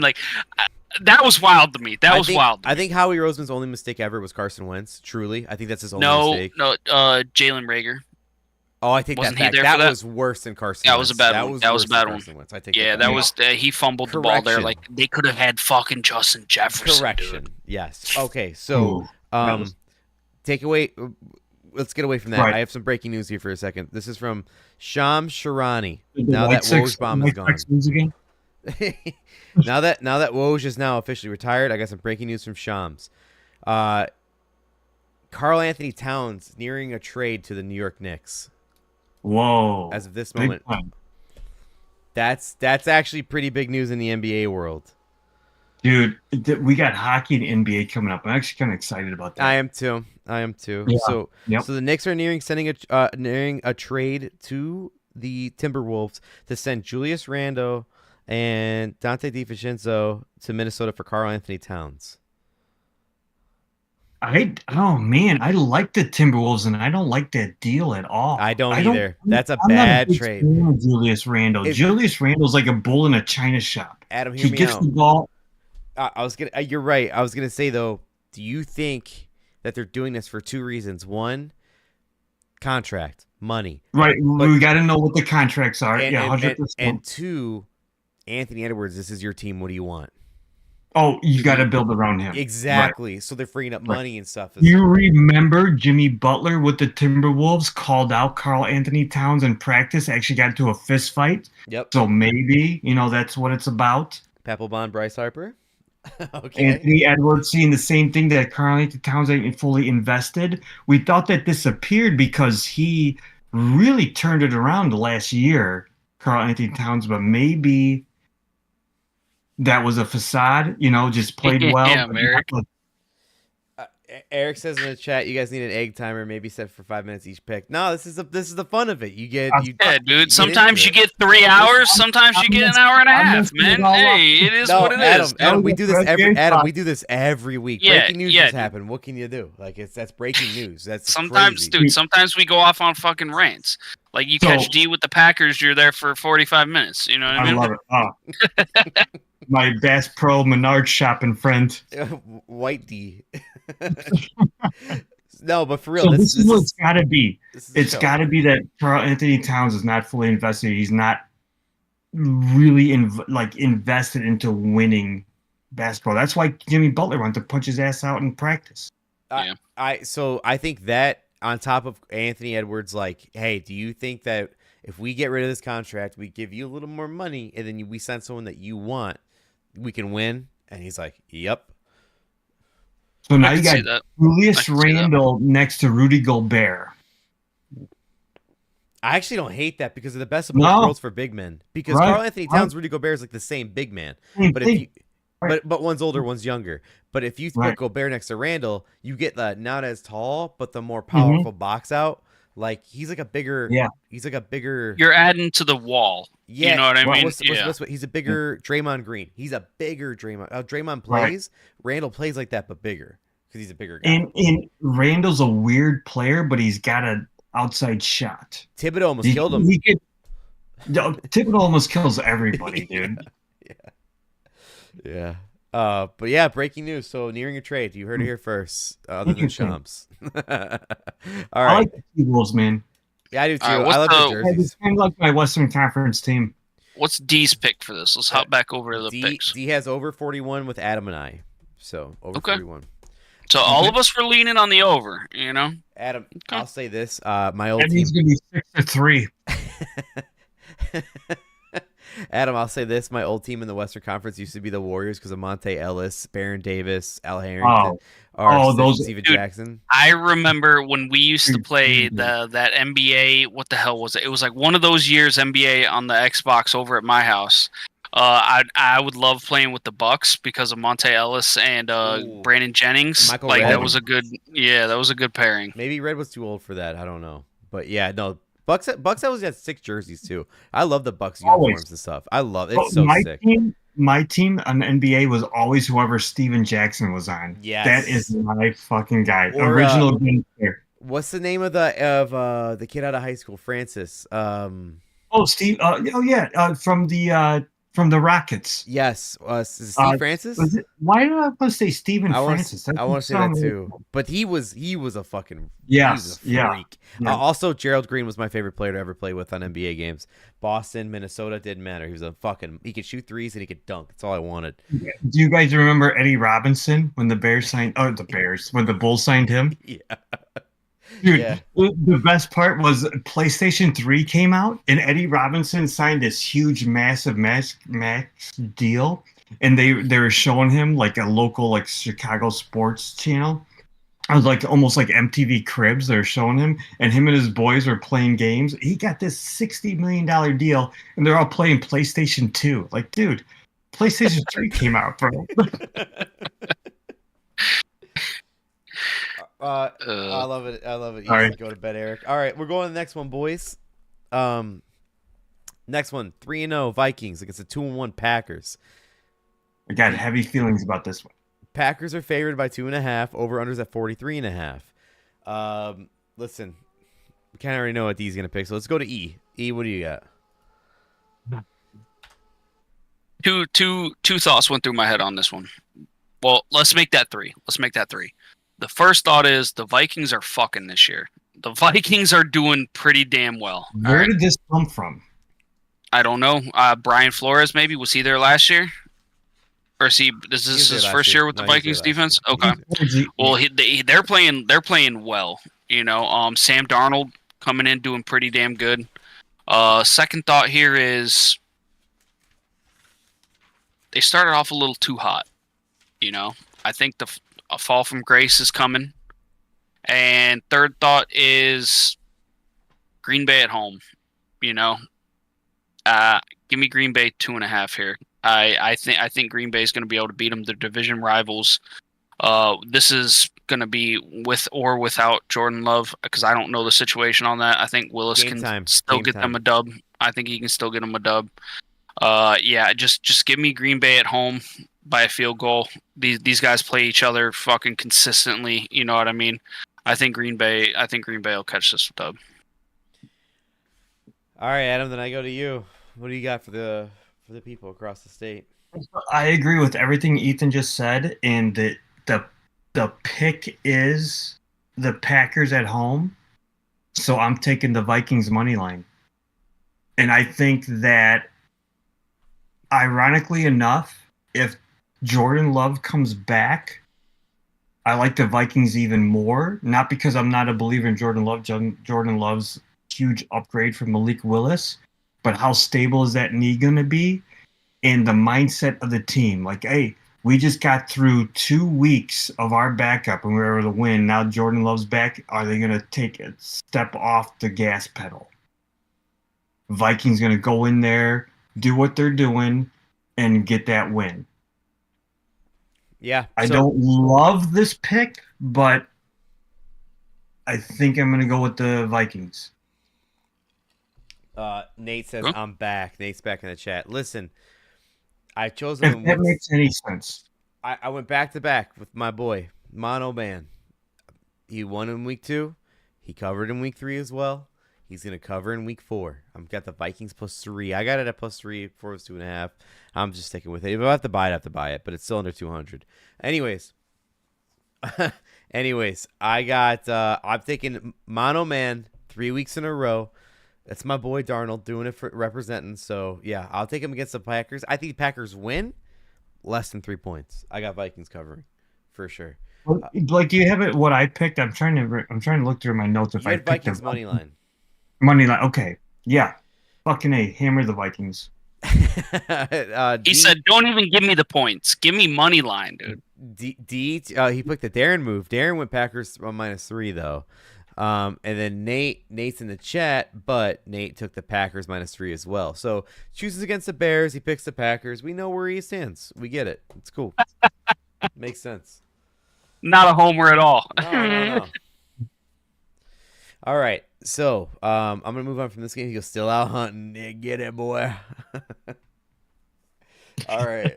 Next game here, boys. We got the 3-0 Jussie Fields, and the 1-2 Colts. And the Colts are going back-to-back weeks at home. Pittsburgh's favorite going to Indianapolis at -1.5. Over/unders at 40.5.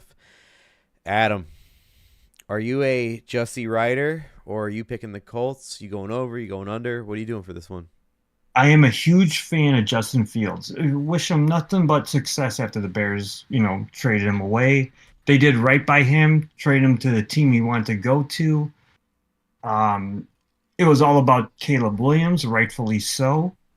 He's just a better quarterback prospect than Justin Fields. You put Justin Fields with an organization that knows what they're doing, he's going to look a little bit better. They're 3-0, but if you look at the tape, if you look at his stats, Justin Fields is doing the same thing he did with the Bears, just with more. It's not like they're lighting it up. This game, I like the home dogs. I like the Colts. Give me the Colts. I can't remember, Blake, if I took the Colts with the points, or I think I took a money line. I took a money line. Money line. Give me the Colts money line. Their defense is figuring it out. And Anthony Richardson is going to have a somewhat of a surprise game, like the Colts at home. Okay. I am. And that's nothing against Justin Fields, the Steelers. Just give me the Colts. I'm going to go ahead and take the Steelers. And I'm choosing the Steelers because I don't think the Colts are good. I just think they just had our fucking number. I think they're not good. They're dude. not good. You guys just shit the bed. I agree. Caleb shouldn't have thrown those fucking picks. It's a completely different game if he didn't do that. Like, they're bad. They're bad. I agree. The Colts are garbage, but guess what? The Steelers aren't that good either. It's the NFL. Everyone's mediocre. I'll say the Steelers are getting carried by their defense because their offense is not putting up points. They're kicking a lot of field goals. The Colts' offensive line is good. That's the best part of their team is their offensive line. TJ Watt's going to eat that man alive. So that's what I was going to say, too. The Pittsburgh defense is kind of like – it's like the Bears situation, but on steroids. Like, the defense is great. The offense is getting there, Mhm. but the steroids Right. part's Justin Fields and their offense is clicking. Even though it's really, and I'll say it, it's just Justin Fields. I don't trust the wide receivers. I think they're kind of trash, to be honest with you. They're C minus at best. I think Najee Harris is good. I think Warren's good. I think Najee Freiermuth's Harris is decent. terrible. Well, I think compared to what the whole team's looking at over there, I agree. Najee Harris is bad. I think Warren should be the starter, but I think they're serviceable. They're serviceable running backs. That's it. They're not like Thank who you. I would want my team to go out and trade for. You know what I Dude, mean? But they're Najee Harris serviceable is if like- you have them. Najee Harris, you need 3 yards, I'll get you 4. You need 7 yards, I'll get you 4. Hey, if you're getting 4 yards every time, though, dude, you're marching down the field. That's It's only a simple. couple It's times. basic math, dude. Math is mathing. You know what I mean? Good call. listen, Najee's not that great, but I mean, I think he's perfect for that offense. If you put him, Mhm. I think even with the Cowboys, he'd suck right now. Like, you know how you said if you put Pollard back in that Yeah. system, I think if you put Najee in that system, he'd be just like Zeke right now, but without the. Oh, exactly. That's my point. But Yeah, Najee I can agree. still I catch too. Like he's not like a great pass catching back, but he can. When I you know saw what him I mean? at Alabama, I thought he was like running back 1.0, like the guy. And he runs like he's in quicksand. he's right. Adam is right. But since he came to the NFL, he's not been that guy. When they drafted him, I was like, what a fucking steal. I totally agree. He was the #1 running back drafted. And they in got that him like in the late 20s, if not like 30 something, right? class. Like they yeah, got- like 22nd, 23rd, Yeah. something like that. So for them to get, and Najee Harris was like that first of the running backs where it's like running backs aren't as valuable in the draft anymore. He was the first one. And You're Yeah. absolutely right. Yep. And when he fell to that, I was like, holy shit. Eric says Harris is averaging 12 fantasy points a game. Yes, I get it. That's good. But, That's good. But they, That's good. they Yeah. don't have wide receivers, so he kind of has to.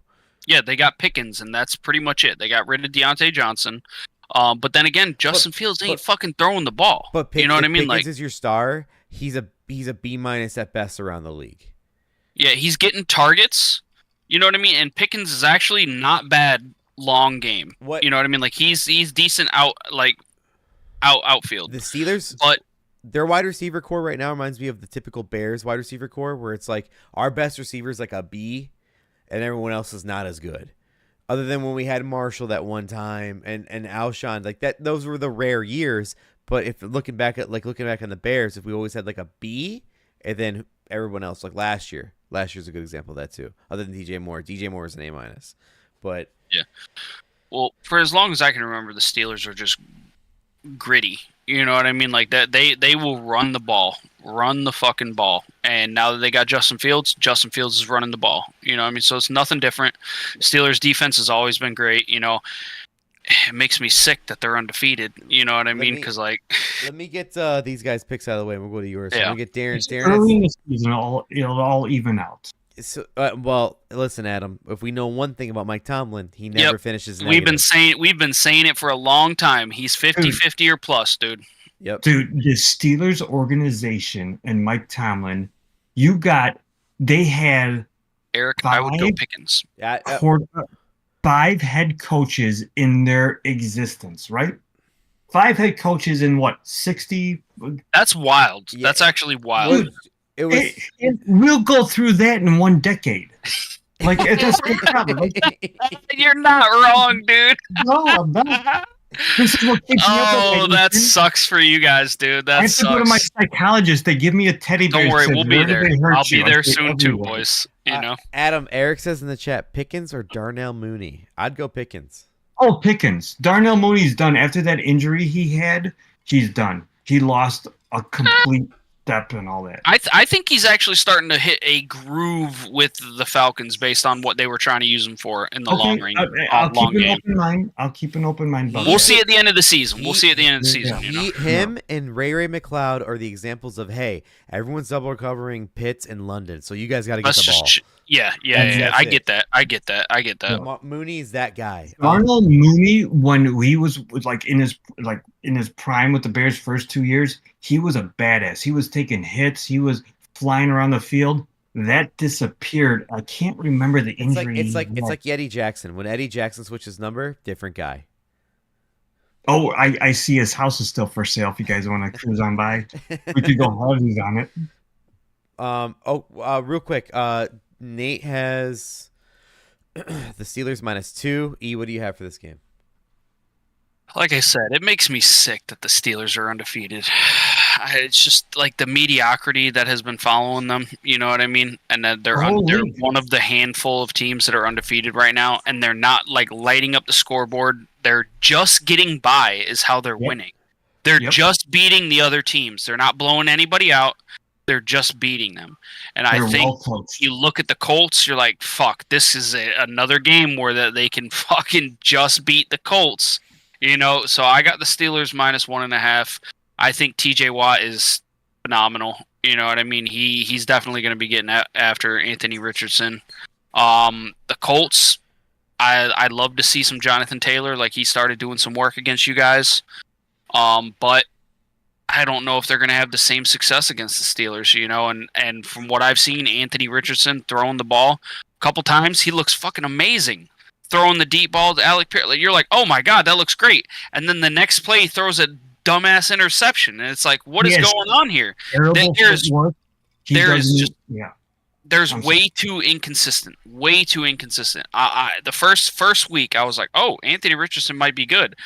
D was hating on him for nothing, and then all of a sudden, I was like, oh, yep, D might have been right. D been hating on this man. He might be right here. And it's just they're shit in the bed. The worst in the league.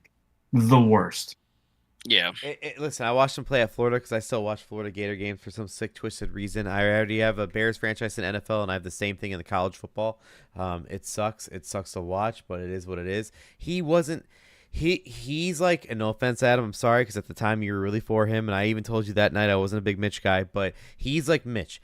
He has the body, and he looks like the perfect quarterback prototype, and he got drafted that way, and when he did, it's not because at Florida he sucked. He wasn't great. He won games, but compared to a college quarterback like a top first round pick coming out of college, he wasn't even close to that. He wasn't. He had numbers like a second rounder, and he got drafted in the first round because of the prototype. He's a prototypical quarterback. Yeah, I think it was the running. I think it was the running that set him apart. It was the running and his arm strength. It's like milking for the Patriots. Yeah. So he can chuck the ball, but is it gonna make it to the guy? We don't know. You know what I mean? Not only gonna chuck it, but are you gonna chuck it 10 yards over the motherfucker and it's an interception for a safety? Yeah. See, that's what I'm talking about. Like, I saw some good passes, and then literally the next play, it's a terrible pass. So you don't know what you're gonna get. You know, and I think the Steelers kind of thrive on that shit. So in a pick'em game, basically give me the Steelers here. Yeah, you know? Yeah, no. I agree with everything you said, Ethan. I think the only reason I took the Colts is because they're at home for whatever reason. Adam, I get it. If it's a pick'em game, there's no hate on a home pick. I get it. Especially when Irsay's in the crowd. Don't love it at all. You know. Look, also breaking news. It's official as of 7 minutes ago. The Knicks have acquired Karl Anthony Towns from Minnesota. Ooh, what was it? For Julius Randle, Dante DiVincenzo, and then a first-round pick via Detroit. They gave him a first-rounder on top of it. I want to say that second name you named, Blake. I'm not going to even attempt to say it, but I think DiVincenzo. He's a good guard. Good. Yeah, he's a Villanova grad. Yeah, he could play. Yeah, he's good. He's good. Oh shit! They're breaking up the Villanova guys. They got like 6 of them. I know. It's like the whole starting lineup's like Jay Wright's Villanova boys. It's kind of sick. That's pretty cool. That's awesome. Eric says in the chat, the Steelers are who they thought they were. Are who we thought they were. The Steelers are not that they're pretenders, but yeah, I didn't have any hopes for them this year. You know what I mean? It's the Steelers. Like, I just No, I don't give a fuck about them. Listen, just because of Tomlin, I thought they're going to finish average, if not right above average. Like, no matter what, they're not losing.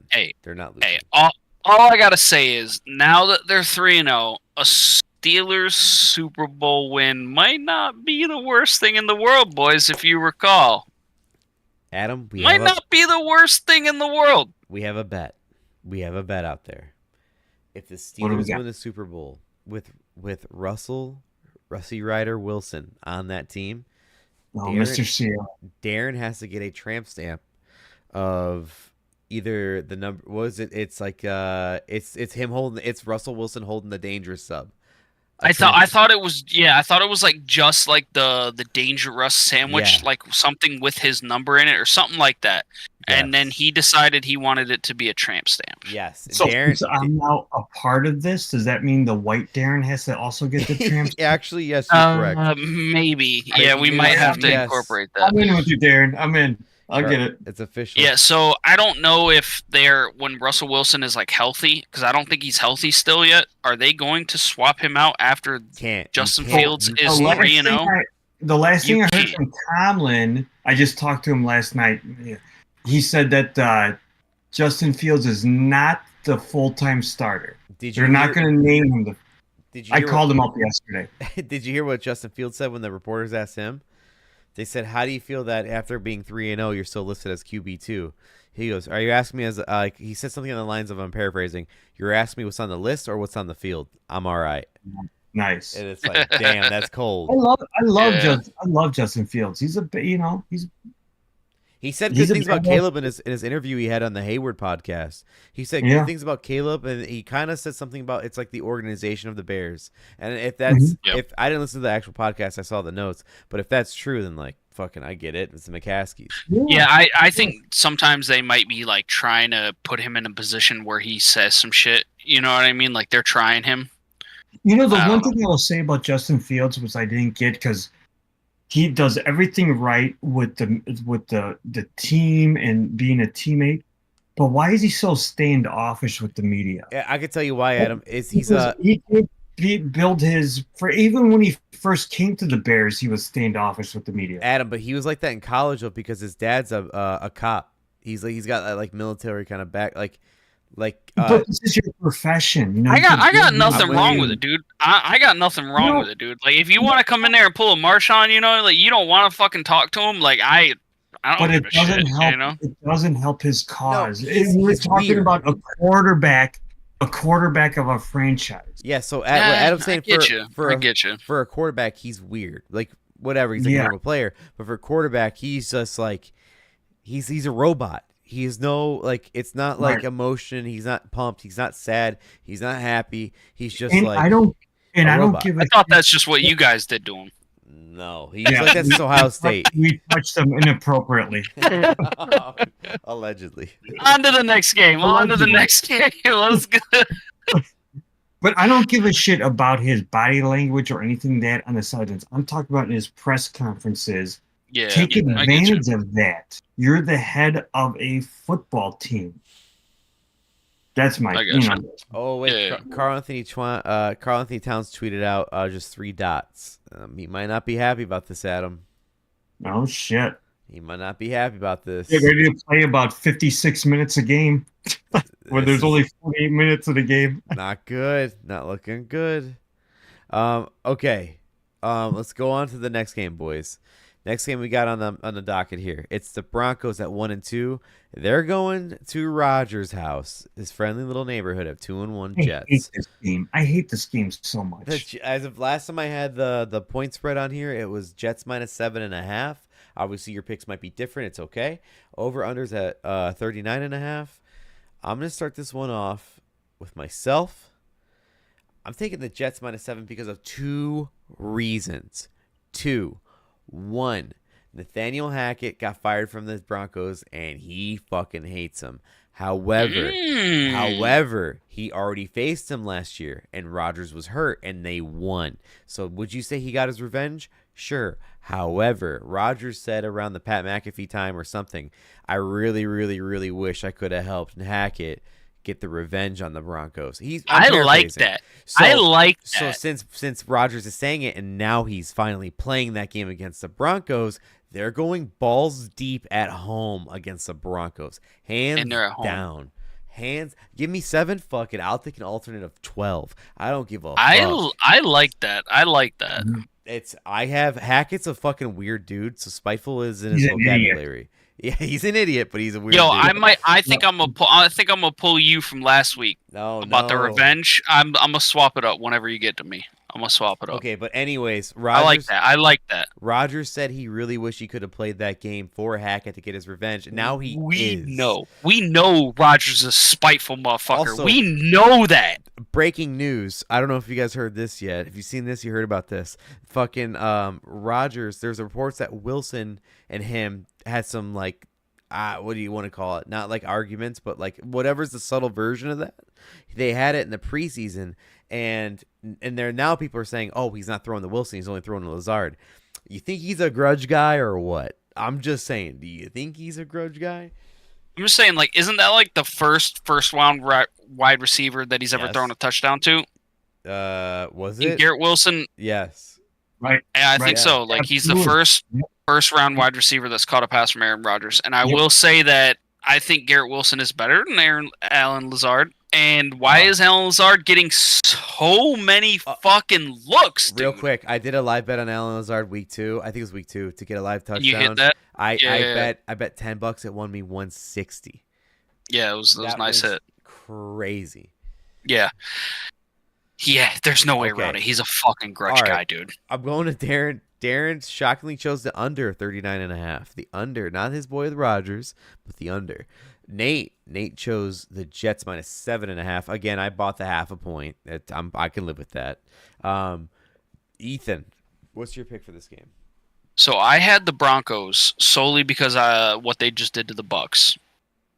But I want to flip that over to the Jets now because I was like, dude, the Jets should demolish them. Last week, I thought the Bucs should have fucking smoked them, but they actually showed some fucking life and actually took control of the game and just won almost in every facet.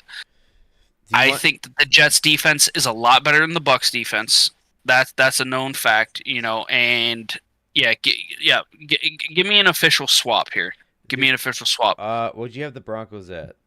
Give me the line at 7.5. Okay. Because I had him at plus 7.5. So yeah, give me that. Because there is no way around it. Like, he is a grudge guy. So like, and you could even take it a step further. Like, it's not even his grudge. It's his boy's grudge. Yes. So exactly. like, you know what I mean? Like, you like to see that shit. So give it to me. Give it to me. By the way, the line as of tonight moved to -8.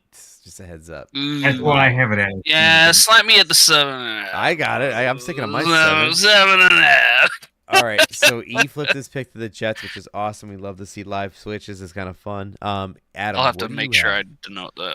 Yeah, so it wasn't crazy about this game. I had it at -8, but I'm going to go with the Jets -8 for all the reasons you guys were saying. I think you're safe.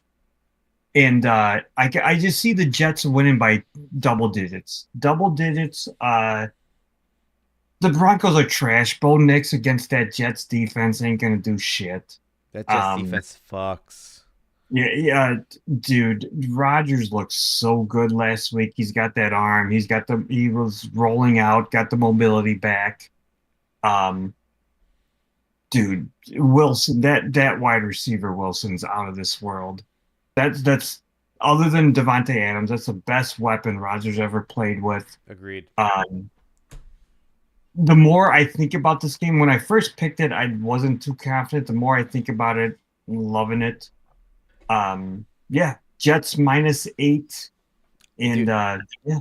I might honestly take an alternate spread. I'm not even bullshit. I might take him at -12. Just to get the plus money. I think they're gonna smoke the Broncos. Yeah. Listen, I know we all on the Dirty Parlay chose the Bucs last week, and we all fucking fell for it. But everybody did. Everybody did. Yeah, but at the same time, like, listen, I have the picture on the graphic. Right, the graphic I have right now for the Dirty Parlay is when Rodgers refused the hug from Salah. You don't think, listen, when Rodgers is pissed about the littlest things, whether it's his head coach or his wide receiver, doesn't matter, he goes harder. So if you think that fucking thing's going to deter the Jets from last week, Rodgers is going to be a bigger dick and try to shout even harder and be like, I'm the fucking best. You're lucky to have me. Like, Rodgers is a weird dude. This is such a weird guy. That's why it makes so much sense that he was a Packer. It is what it is. It is. Here we go. He's about to join. Yeah. He's talking Spidey sense tingle. You start saying shit like that, D's coming in. You know it. Yeah, the best part about D when it comes to Aaron Rodgers, since he left the Packers, one week he loves them, next week he can't fucking stand them. It's the best. It's every other week. All right. I feel pretty good about this. I'll go with the Jets minus the points. The Jets defense is so freaking good. Broncos is a freaking facade. I don't know how the hell they did that against the freaking Bucs last year. I can tell you. You know why? Yeah, because I picked them. That's goddamn why. That too. Me too. That's why. In my other fantasy league, I traded for Baker Mayfield. Adam, Adam, on the fucking the lineup before the game was submitted, half the defense of the Bucks were on stretchers. Man, they were all hurt. Everybody was hurt. Yeah. They have one of the best safeties in the game, and he hasn't played I think he hasn't played in 2 weeks in a row. Really? Okay. Antoine Winfield. Yeah. Oh, amazing. Yeah. I love the guy. We try to get him. Yeah, I mean, the Bucks have amazing linebackers too, and just they just couldn't stop Bo Nix at all, man. The problem with the Bucks is that they can't stay healthy. Whether it's a game like you're out for the game or just staying in the whole game, they just can't. Yeah. I don't know if it's maybe their own team can't stand the Tampa Heat. I don't fucking know. It just doesn't make sense. Everybody's cramping up. All right. By the way, shout out to Micah Parsons for rubbing out CeeDee Lamb's cramp last night. When I saw him, shout out to Micah Parsons for rubbing one out. Yeah, that too. By the way, shout out. But for real, I was like, what a hero. No one else does that for their boys. All right, I'm going to the next game, guys. Next game we have here is the 2-1 Birds, the Eagles, at the Bucks at 2-1. So for the first loss against the Broncos, as we were talking about it, the spread was -2. Last time I had this, over under at 43.5. Darren's going to start us off. We'll get the two that are off the pod out of the way. Darren has the Bucks at +2. Nate has the over of 42.5 at the time. E, what do you have for this game? I took the over. I got the over at 43. I think if Baker and them get back to form, start incorporating Mike Evans more instead of just a fucking Chris Godwin show. Rashad White been non-existent. He needs to come back into the fold. The Bucks can put up points. We know the Eagles can put up points. 43. I think this could be, both teams scoring 20 plus. So give me the over here. I couldn't tell you who's gonna win this game. I mean, that's why the line's at 2. You know what I mean? Because the Bucks could come out and demolish and all that. But give me the points. I also got some friends of mine that are Eagles fans, and they live over here, and they're going to the game. Oh, yeah, that's we're gonna sick. we're gonna end up going and watching their kids. That's cool. So they can go to the game. Yeah. Every time the Bears played in Tampa, when they were in the same division for some reason, the Central Division, our parents would go down there, and we'd go to the game sometimes with them. It was like I went to one game. Didn't we all go to one game, Blake? That was for fun. sure, Adam. I went to a couple. I know you went to at least one or two. I went to one. Yeah, it was so weird going to a football game in sunburn. I remember one time I said that black bus driving around's pretty cool, and then next thing you know, breaking on the news that night, the black bus that was roaming the Raymond James Stadium was a stripper bus. It was they got busted for like prostitution or some shit. Shit, you got a good scouting at it. Hey, hold on. Before I need you to edit. I'm the hooks, man. You gotta give me the 43. You gotta give me the 43, not the 43 and a half. Yeah, no, it's okay. Hey, we gotta make this shit. The hooks kill you, man. The hooks kill you, dude. Yeah, absolutely. I say the same thing about Miami, but it doesn't fucking matter tonight. So I get it. I bought a hook. Yeah, dude. Bought a hook for fucking nothing. I've seen us die by the hooks. I remember last year I was like, I'm done with hooks. You give me if there's something with a half a point, I'm buying points there, dude. I got murdered. All right, I'm gonna go to the next pick we got here. I just updated it, so you're all good. All right. Adam, what do you have for this game? I'm getting a refill. Well, I love the Buccaneers at home. I think that's what I picked. I can't remember if I took the points or money line, but man, I got a refill, but I got you. It's Bucks money line. Okay, perfect. Oh, you are the white D, bro.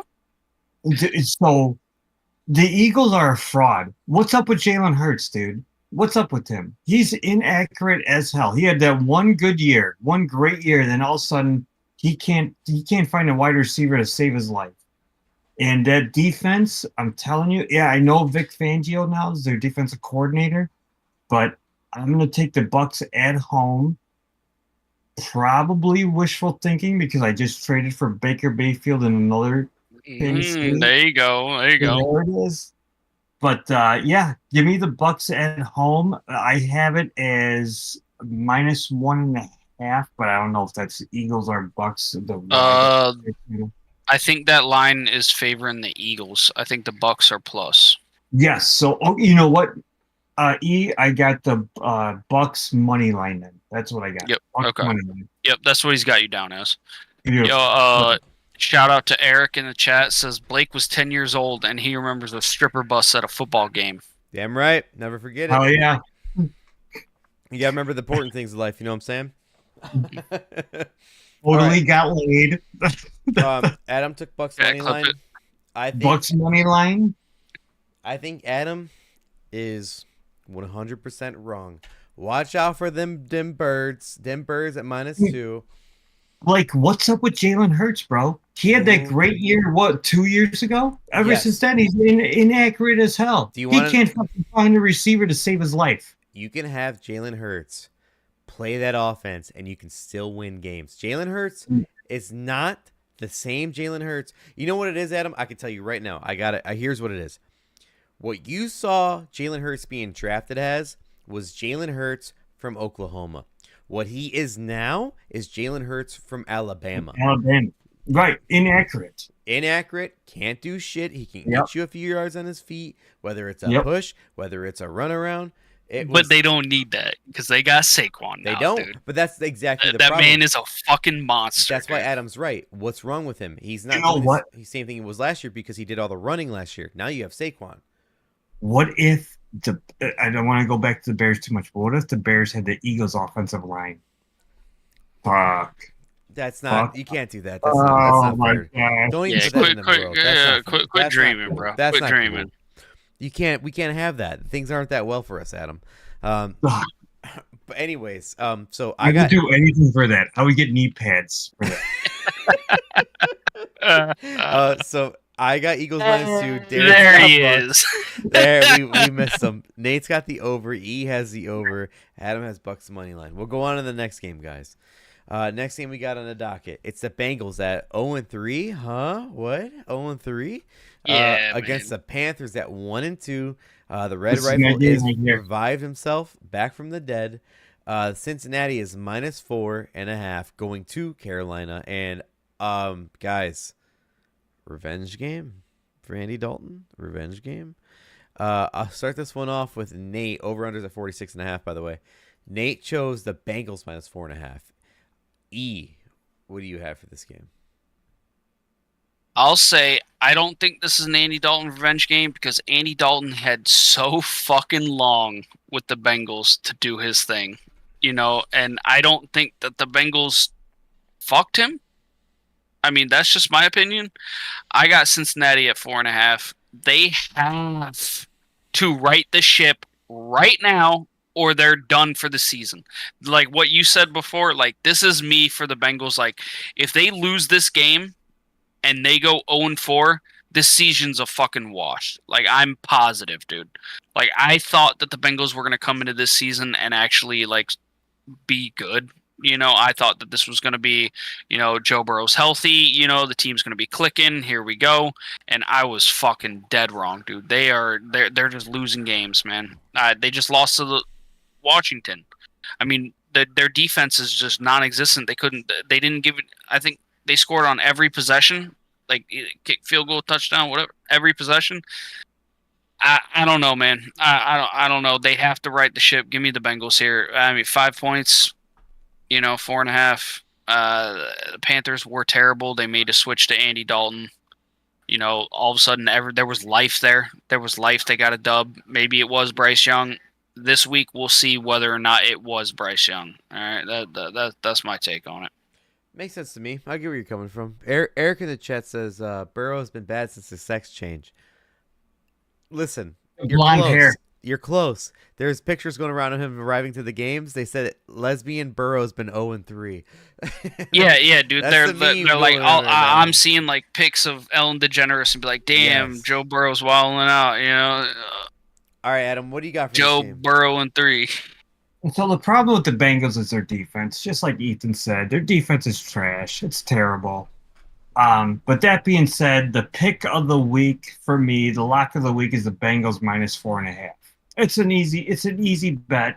And also the over I had it at 47. That's going to hit easily. So the Bengals -4.5 over 47. It's a must-win for the Bengals. They're still going to be in the playoff hunt at the end of the year. They're 0-3. They're gonna win this game. Red Rifle, revenge game. That's all. That's nothing. That doesn't mean anything. He sucks. The Carolina Panthers suck. This is a no-brainer in my mind. This is the easiest bet of the week. There you go. Okay.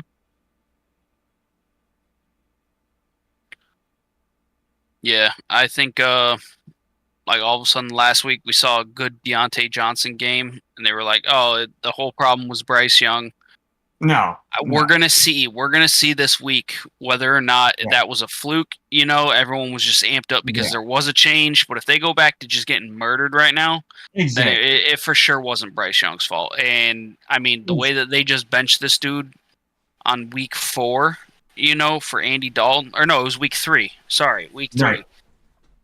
Trade the man, let him go somewhere else, and see if he's got a shot. Because the Panthers organization literally fucking killed this man. Drained the life from him. What's their owner name? Pepper. Yeah, it's a freaking joke. That dude is a joke, bro. That dude's out here like threatening bar owners over signs, dude. He's over here like having his wife draft for them. Like, bro, get me out of here. If I'm a Panthers fan, man, I'm telling you, I'm on watch right now, dude. That's all it is. This is the easiest bet of the week. Take the Bengals -4.5, the over at 47, because both defenses are trash. Bengals defenses does not exist. So yeah, this is my lock of the week by far. All right, early lock of the week pick. You heard it here first. I know. I was just gonna say, I made a face like, oh, he said it. He dropped it. No, Adam, no, this happens once in a blue moon, man. It's kind of nice. It does. We don't mind it. It's okay. You're by not the way, first. I apologize. I feel really strongly. Yeah, I mean, there you go. What's going to happen? The the Panthers are going to win like 10-3. By the way, my bad, guys. I had to break away. I actually had a work call. Don't you be trying to steal my thunder, man. All right. All right. So I nail a lock and they're down 21-0. So Adam had Bengals -4.5. I said Andy Dalton revenge game. I'm a fucking liar. It's a Bengals -4.5. Easily. By the way, I just want to note this is one of my B's cross the over off the list kind of games because I did have the over and I was like too many overs, so I switched to Cincy -4.5. I do think the over might be broken in this game. Oh, the over's gonna hit. Over's gonna hit. Cincy's our defense is so bad. It's terrible. This is an offensive game, boys. Mark the over at 46.5. If you get it anything higher than that, take it anyways. It's just take it up to 50. Take it all the way to 50. And then you can keep taking it. I'm freaking for real. Take it to 50. When it breaks 50, don't take it. But take it to 50 for sure. Okay. D has about to be like a 2017 game. And with that being said, D has the under at 46. Ooh, yeah, there you go. Maybe he sees the script coming. Everyone. I bet. I will say, I bet there's probably gonna be quite a bit of money on the over in this game. By the way, if I lose this over, I'm going to say shout out to me for switching it to the Bengals -4.5. Just a forewarning on that. Shout out to me if that happens. If D wins this, God bless him. All right, let's move on to the next game, boys. We got to get rolling here. 2 hours live. Shout out. Look at us. Aaron wins it. I'm going to send him a Kwanzaa card.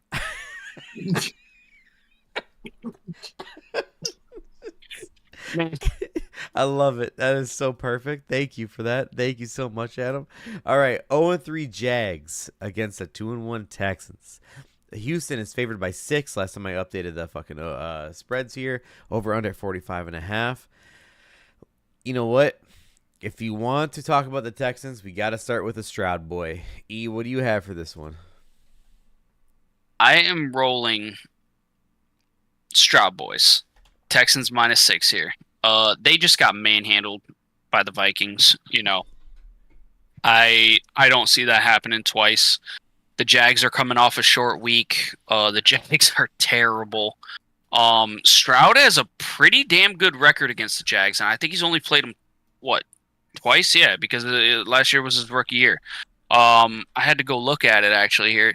He's had 584 yards and 4 touchdowns in the 2 games against the Jags. And the Jags defense is not great this year. I think they beat them by 10, realistically. The Bills just manhandled them on a short week. Trevor Lawrence is fucking fighting. He's got to be fighting for his job here soon. You know what I mean? Because what the fuck is going on? Yeah, give me my boys -6. I don't want to sound like a dick, buddy, but just a heads up. In the year of 2023, the Texans are 1-2 against the Jags. 1-2. Yeah, They play in the playoffs. I don't know if it's a playoff game or if they had a preseason game. No, preseason don't count. It's playoff. It's a playoff game. They face each other January. No, I'm so sorry. Going back to the last game of January or the 2022 season, the last 3 games. Let's just say this: they're 1-2 against the Jags. Okay. That's my bad. I misread that one. Okay, so you guys are Texans -6. Adam, where are you at?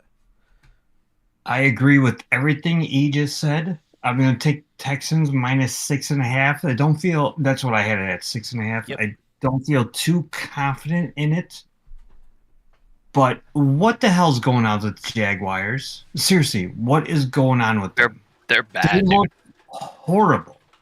I'll say this. I don't know what it is, but they are up there with like I hate to say it, you guys, like with the Bears, I've always thought like, damn, you guys kind of fucking fumble shit. You know what I mean? Like the Jags, Okay, I gotta go. they are they are fumbling like, but not only that, but like they fumbled their fucking stadium, dude.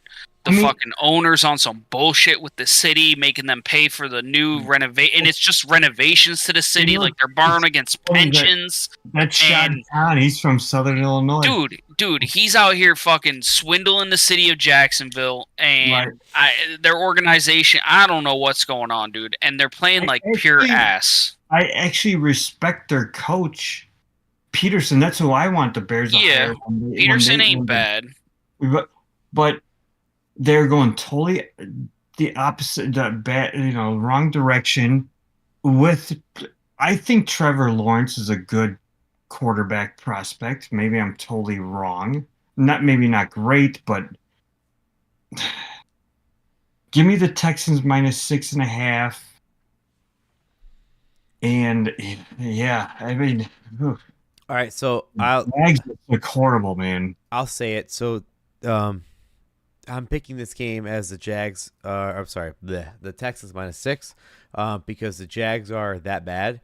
But the thing I was gonna say was, I might be a minority here, but I think Peterson had 2 highlighted years that were great. I don't think he's that guy anymore. I just don't. And listen, it sucks to say it too because I actually like Peterson. Yeah, I thought he was good too, but like, you know what worries me about this game, real quick, guys? It's a divisional game. Whenever there's a divisional game, weird things happen. Absolutely, their division is a dogfight too. And like their AFC division South is sucks. a dogfight. AFC South is so fucking weird. Like, remember that year the Colts got knocked out of playoff contention, or the Jags? One of the two did by the last game of the season.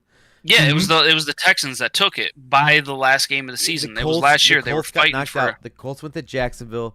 Jacksonville beat them. I'm thinking of the one from 2 years ago. I'm sorry. Colts went to Jacksonville. The Jacksonville Jaguars beat them. All the Colts had to do was win. But since they lost and Texans won, they squeezed in or something like that. Like someone squeezed in. It was like it's a dogfight at all the you end had to of do it. was They win were one like game. 2 to 3 teams that are all fucking tied, and like the third one waiting in the wings, 1 win below. You know what I mean? Like, But the Texans are at home too, right? So Yep. Yeah, so that's what. Yeah, it's 6.5. At least that's what I have it as 6.5. That seems high, but since they're it's home, a touchdown. It's a touchdown. You can do it. The Jags just can't get the fucking together. They just can't. Whatever they can't do it. I'll go ahead and get the absent boys out of the way. Darren's got Jags +6. Again, Darren has Jags +6. Nate has he's a ball boy at heart. The under for Nate at 45.5. The under for Nate.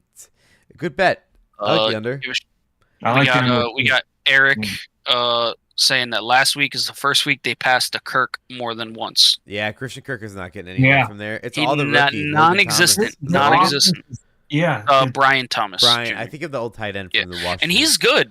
Brian Thomas Jr. is good. Oh, he's great. Yeah. The LSU wide receiver. Yeah. Him and Neighbors. Wide receiver university, man. Yo. Yeah. I love LSU so much. I just think Brian Kelly's the worst thing that ever happened to them. I hate Brian Kelly so much. He's the worst coach.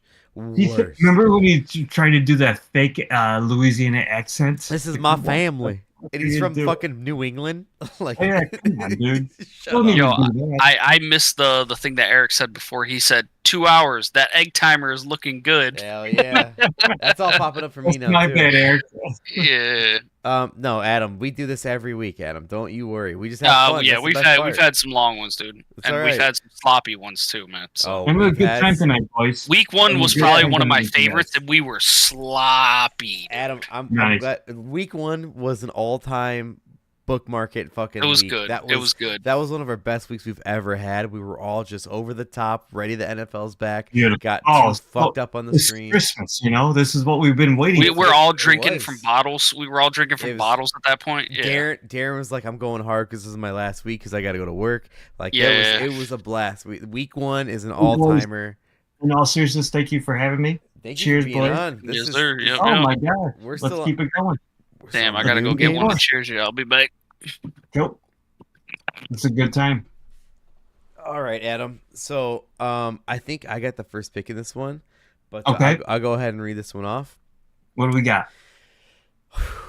We got my boy, the Heisman winner, Jaden Daniels, the 2-1 Commanders, going to Arizona to face the former Heisman winner, Kyler Murray, at 1-2 in Arizona again.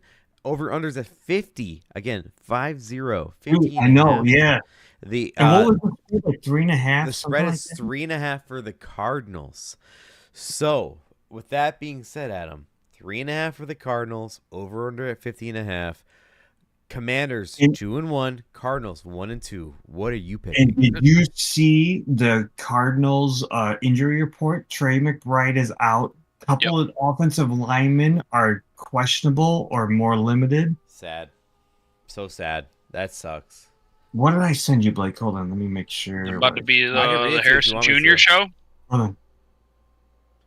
Okay, so I took the Commanders plus the points. Commanders plus what I had was 3.5. Yep. Not feeling great on that. Well, let me see my notes here. What was the over/under at? Over 50? 50. 50. It's a high one. That was too high for me. I like it. Suck. I love it. I love it. You know, but they're also basing it off of what Washington did last week. I think my rationale was I'm going to take the Commanders plus 3.5, thinking that the Cardinals are going to win the game, but win it by 3 or less. So I'm going to take the Commanders 3.5. And man, this could be a cartoon, freaking video game type of game, like just points up the ass. And yeah, I'll stick with the Commanders plus 3.5. I've chose them almost every week, and I'm not going to stop now. Commanders are my team. I'm picking. Eric says Connors 2 touchdowns this week. Sure, I can see that. The Commanders' defense fucking blows. I get Yep. it, but Jaden's not stopping. Fucking Scary Terry's not stopping. Brian Robinson Jr. got shot. He ain't stopping. I'm telling you, this is a game where Scary Terry could go off. Well, both defenses are the worst defenses in the league, so that's why the over is at 50.5. Yes. Would I bet that? No. I will bet the Commanders because I truly think they're going to win. And spoilers, I am going to bet them money line on Sunday. Guarantee that. Put that in your book and smoke it. Eric says, and that's why TJ's going to lose. Because Connor's getting 2 touchdowns. I love that. I'm not against that. I like Eric. Connors. I like James Connors. I tried to draft James Connors. I like him. But I didn't plan right for that in our league. I did in another league, but not our league. Yeah, I know. I'm in the same boat. I didn't get him in this league because of the fucking keepers. It throws everything back. Yep. Let me go ahead and get the boys out of the way. Darren's got the over. He took it. Darren bit the bait at 50.5. Nate. That's a big one, man. Nate chose the Commanders covering a field goal, so +3. What do you have for this game? I think the Commanders cover here. Like you said, both defenses are horrendous. McBride out for the Cardinals. That is a big hit, actually, on their offense because he's pretty good. He's pretty good. This over. I mean, when you see a 50+ pointer, you know you want to see that. You want to see fucking Rams Chiefs, you know what I mean? Like when they were going at it, you want to see those points, you know. I don't think the over hits here. I think it's going to be an under, and I think the Commanders could win this outright. You know, they've been playing pretty good ball, surprisingly, with a terrible defense. But I will say, if the Cardinals are able to slow down Jaden Daniels, then they might walk away with this. You know what I mean? Because he's been playing pretty damn good right now. You know, I don't know, but I think the Commanders cover. Fantasy-wise, he's the 4th best quarterback in the league. He's doing pretty good right now. Like his running potential is there. You know what I mean? He's got Scary Terry. I'm finally glad. I've always liked Scary Terry. You know what I mean? First off, props to the nickname, and he's good. You know, he's never had a good wide receiver or quarterback. I love his response to this year where he wasn't getting any targets in the first 2 weeks. He's like, you know, I'm not going to make any. Just think about it. This is a rookie quarterback. Is going to happen, and then he exploded last week. Mm-hmm. Mm-hmm. Good dude. Good dude. I don't know if I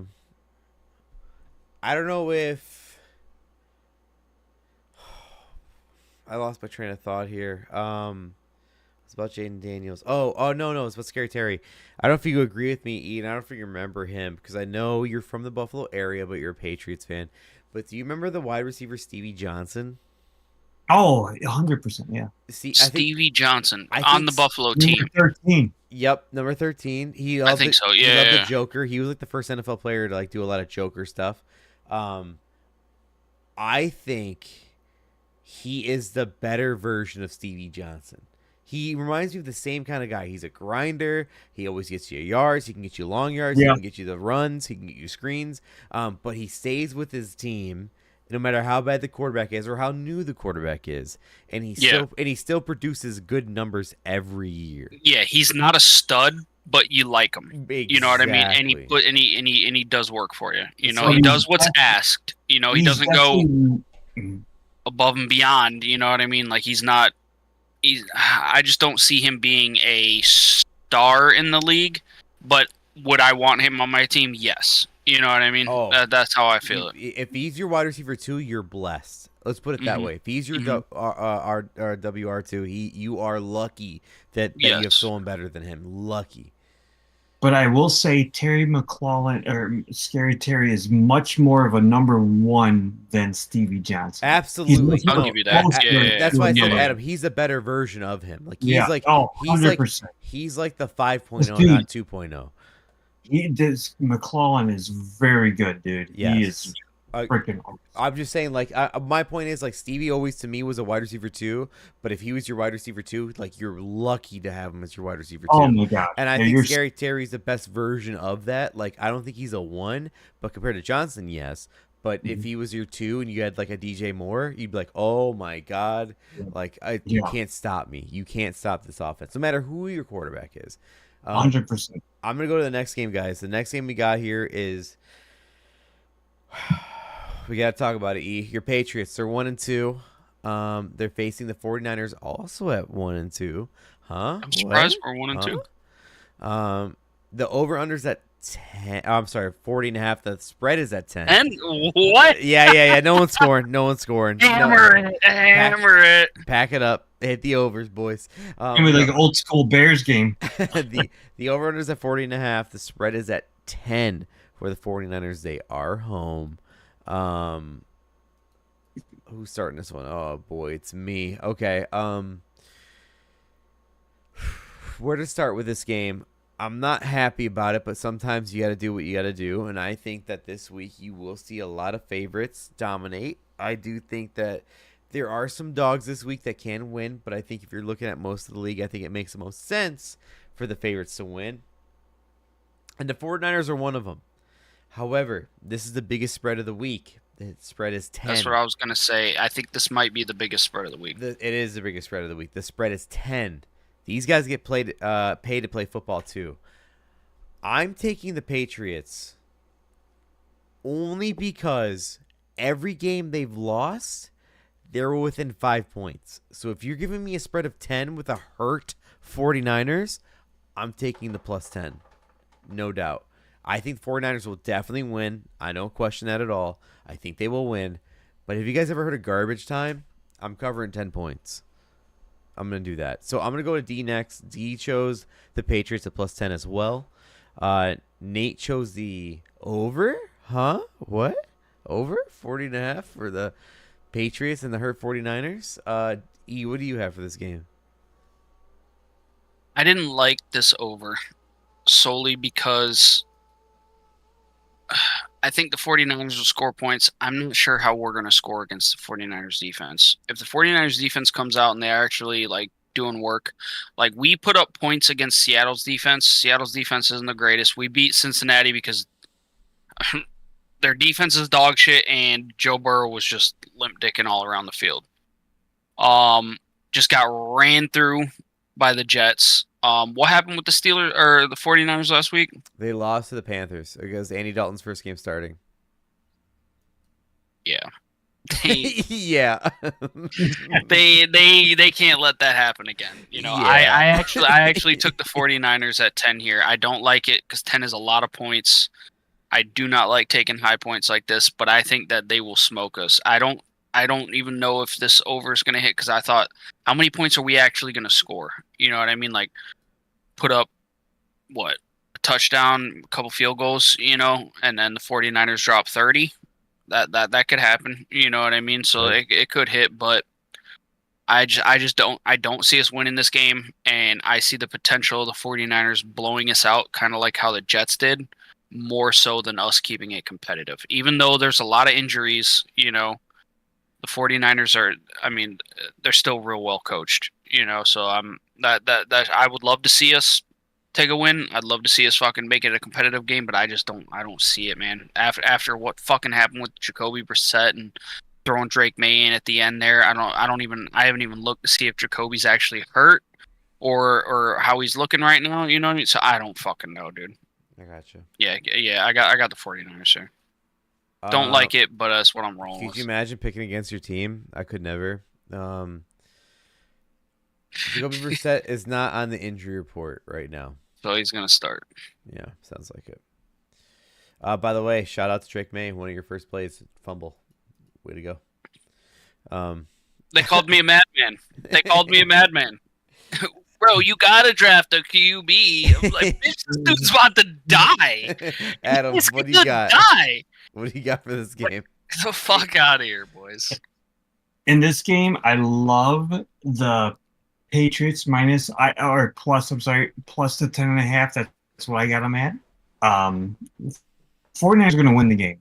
They're going to win the game, but Deebo Samuel's most likely not going to play. And I just think that's going to be an ugly game, low-scoring game. Patriots will cover the 10.5. I don't like the over-under at all because, first of all, the 49ers, that dude that they have in the middle linebacker, Fred Warner, he is underrated. the baddest man in the freaking planet. Underrated. That so guy is unbelievable. Yeah, I think the Patriots could hang with them because it's going to be like I don't know, like the 16-10 game. So they'll be able to cover that 10.5. I could totally see that. I could, that's what I got him at. Yeah. So that makes sense. Sucks for Nate, but I get it. It's all going to be because the 49ers are beat up. You know, they don't have Deebo. Purdy's going to play. Kittle's going to play. Deebo is very questionable. I forgot the other dude that they don't need him. I mean, they got Ayuk too, and maybe Ayuk will actually show up for the amount of money that they gave him, and then Jennings. Yep. Yeah.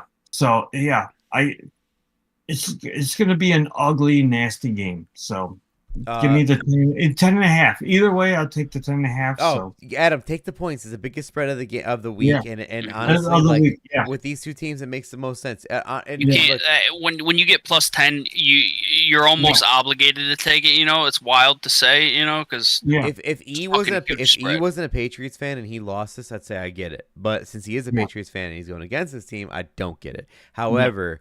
I'm just saying, no offense. We just got fucking smoked by the Jets, dude. I get it, but that's They Aaron Rodgers. That's a smoked division us. game. That's a division fucking game. It don't matter, dude. It don't And matter. Thursday night Like fucking we football. did exactly what I thought we were gonna do at the beginning of the fucking season, dude. Okay. We did exactly what I thought we were gonna do. Real quick, just I like the new coaching situation. Either I don't know what you think, but Jared Mayo, I think I like that coaching situation. It's a very small sample size. We'll see. Yeah. We'll see. Yeah.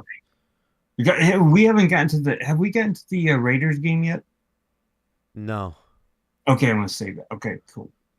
Real quick, the Miami, the Miami Hurricanes is at home. They're facing Virginia Tech. They actually came back to win 38-34 with Virginia Tech throwing a Hail Mary from the 40-yard line, and they can't decide what the final call is because it was a Hail Mary that looked like a Virginia Tech player caught it. But there's no decision yet. Either way, somebody's gonna be pissed in the morning. No, this is one of those like was it a catch kind of plays.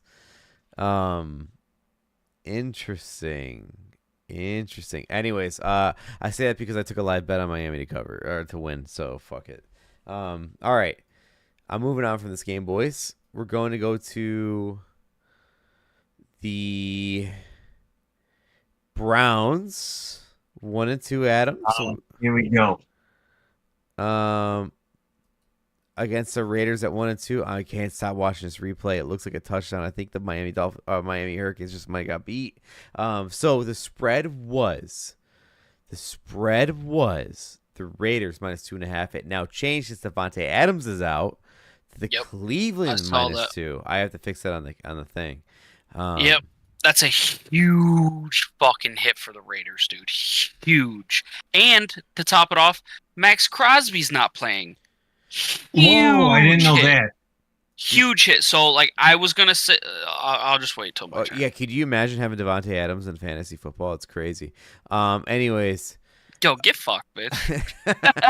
3-0, suck a dick. I hope all your boys get murdered out there, dude. I don't care. The over-under's at 36.5. Oh, wait, they're ruling it a touchdown? Oh, no. So Virginia Tech wins? Virginia Tech won by a Hail Mary. No way. And it was a fucking five guys trying to catch it. Miami fans going to be mad. I'm going to be mad. I just lost a fucking live bet. Well, weren't you going to lose any? Oh, it's a live one. I was going to say your other one was dead. It was a touchdown, though. Yeah. No joke. It was a touchdown. But here's the question for you, Adam. Let's say you're inside of the goal, right? The end zone. And you land on your homie. You land on him, but he's laying out of bounds and inside, like half and half. I'm doing a twirl. Huh? I'm going to do a twirl and towards the end zone and stick the ball out. That's what I'm doing. I mean land. Like you both lay down, but you lay down on top of him. Okay. But his torso's in the out of bounds. His legs are in the end zone, but you're laying on top of him when you land.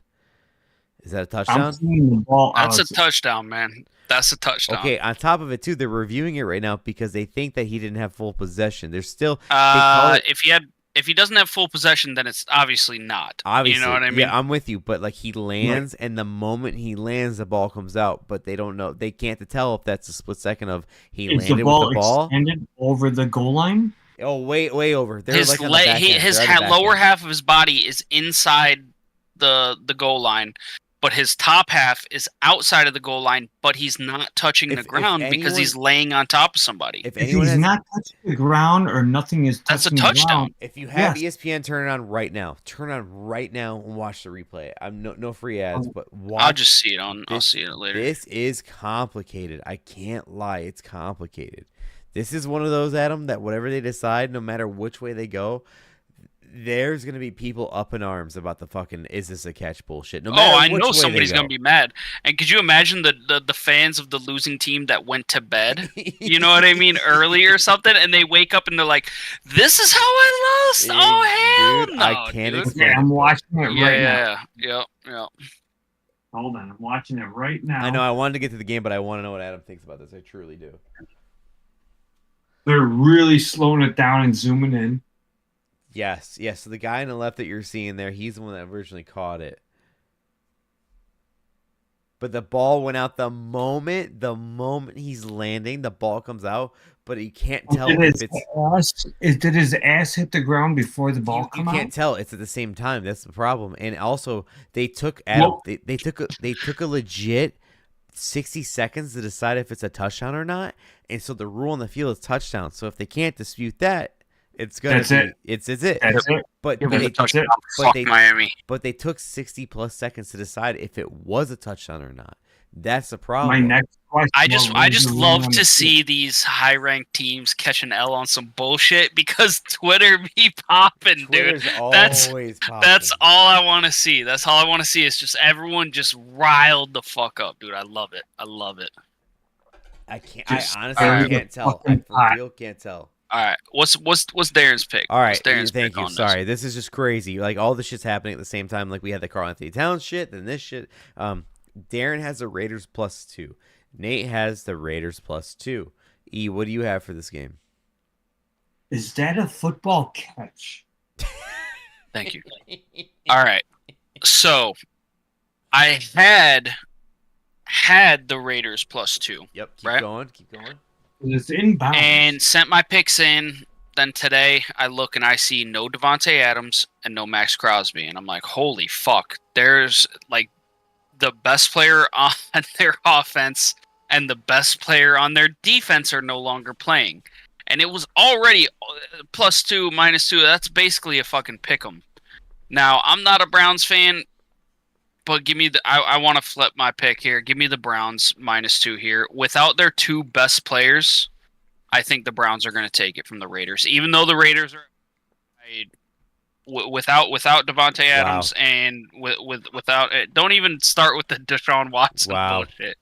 Wow. I'm not dull, all right? I'm not dull. Yeah, without their best players. It's ruled incomplete. So they win. Did you hit on that? Yeah, Did you hit on that? Yeah. Nice. We love to see it. We love to see it. That is, I've never had a moment like that. That is the closest I've ever come to what the fuck. That's I mean, pretty my money cool. back. Awesome. Wow, that is insane. I'm so sorry. Yeah, I didn't mean to No, interrupt you. It was just breaking news. You're good. Just update it for me. I got doing it right now.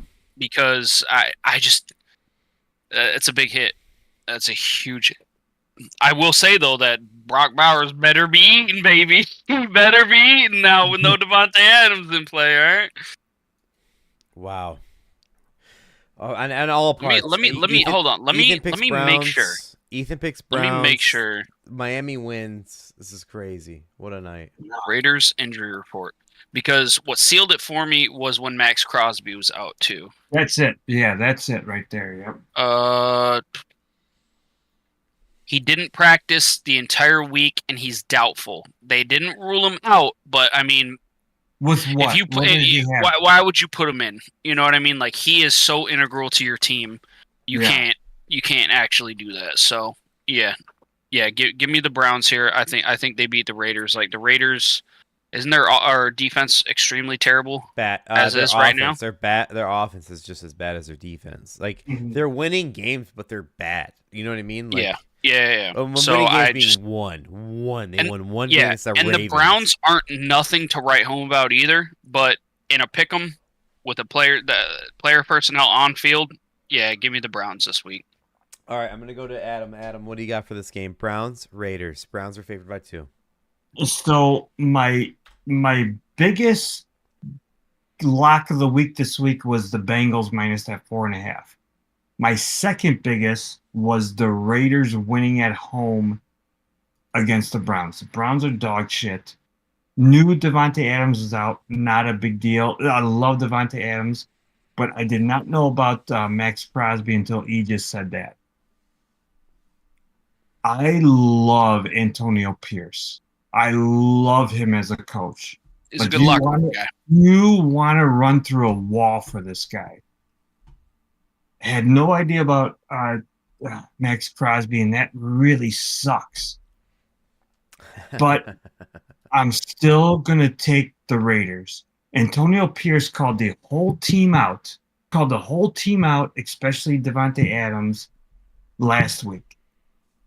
That team's going to be jacked up and ready to rock and roll this weekend. The Browns suck. They can't score. Deshaun Watson sucks.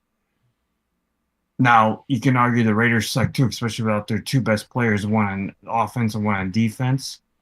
But I feel so strongly about it. I'm still going to go with the Raiders. Going to take them money line at home. I love this pick. Man, the Max Crosby thing really pisses me off. I liked the Raiders too until I saw the injury report. I agree. And like I thought +2 with all of them healthy, like the shit should fucking smash. But even with Davante Adams being out, and I love Davante Adams as a player, I was still totally on board. But the Max Crosby thing shifts everything. But I'm still gonna ride with it. Yep. I'm gonna ride with it. Let's go Raiders. I love the Raiders money line. Antonio Pierce is the freaking man. That guy is one of my favorite coaches in the league. Go Raiders. Adam, I accidentally put you guys +2. I just changed it to money line, so you're all good now. My bad. Cool. I'll take the 2. No, I got you. You called it. Okay. So I see D, Nate, and Adam all at Raiders. E switches pick to the Browns. I'll be the first one to say it. I knew Davante Adams was going to be out because he's my guy. And because Davante's out, the best player on the football field is not playing. I got the Browns -2. I will take. This is one where they would have crucified us. If I don't give a fuck them. They ain't here. They don't want to show up. Yeah, exactly. Them boys would be laying into us right now. What should I be doing? What kind of men of integrity pick the Browns? No, listen. Nate didn't pick the Bears, so fuck him. So listen. So here's what I have to say about the Browns. If you're telling me going into week 4 that the Browns and the Raiders are both 1-2, and you look at the Browns roster and you have the Raiders roster, and you're including who's playing and who's not playing, and you're telling me that the Raiders advance to be 2-2 and the Browns advance to be 1-3, I don't fucking believe you. That's all it comes down to. There's no way the Browns lose this game. In fact, they were underdogs before Davante Adams was listed as out. So I still would have chosen them as dogs. I had them originally at +2. Now they're -2. Nothing's changing that for me because Watson's bad and he sucks, but for some reason, for some god-awful reason, he will win games that makes the Browns or the Browns front office go, yeah, that's why we paid him. For some reason, he will win. $33 million guaranteed. It's insane, but for some reason, few and far between. But you're right. You know what I mean? Like he'll win a game, and they'll be like, "This is exactly what we were looking for." We don't agree with it. We don't agree with it. The front office of the Browns are like, "This is what we paid." Like a 16-6 game. It's gross. It's so gross. And again, I don't like this pick. I don't want to choose the Browns. But at the same time, like I have no ties to the Raiders and I have no tie to the Browns. So if you want me to win a game, I'm going to choose the Browns -2. And if I lose this pick, then shame on the fucking Browns, not me. Yeah, dude, like, I'm with you. Damn. I'm with you because now, looking at it on paper, the Browns should win. You know what I mean? Like that's just that's just what should happen. I am just going to go full football mode. Who is the most football guy in this game? Antonio Pierce. It's Antonio Pierce. I agree.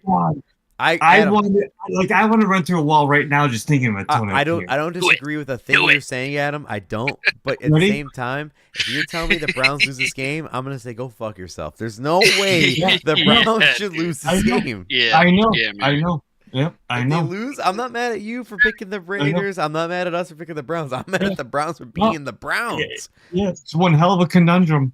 By the way, in the graphic, I do have the celebration that the Browns had from the pick that got called back. Classic. And then they just didn't stop them, and they marched down the field like get murdered. All timer. All right, we're going to the next game, boys. We gotta get to. We're getting close to the end here. 1 second. I'm sorry. I have to pull something up here while we do this.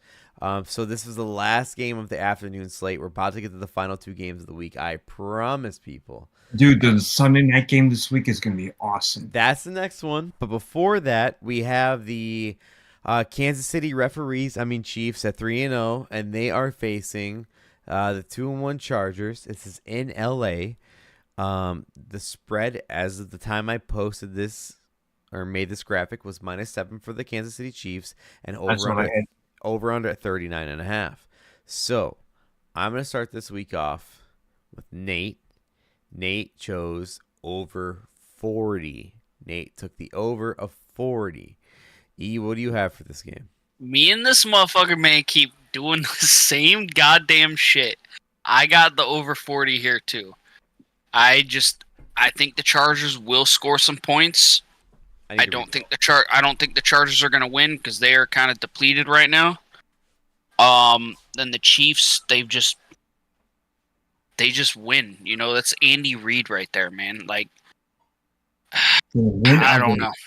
It's just they're just winning. You know, they're not dominating, but they're winning. Yep. And we say it all the time that the Chiefs don't cover. It's a touchdown. Harbaugh could really be trying to establish something here. You know what I mean? Like trying to make a statement against the Chiefs. And Mahomes ain't putting up points like he used to. Yep, it's no video games here. You know, but I think that each team can score 20 points. You know what I mean? So give me the over 40. Man, that's tough, man. I've been thinking about that. I totally agree with everything you're saying. The Chiefs are winning, but winning ugly. I'm looking at my picks. I can't remember what I picked in this game. What'd you pick, Adam? I think you don't remember.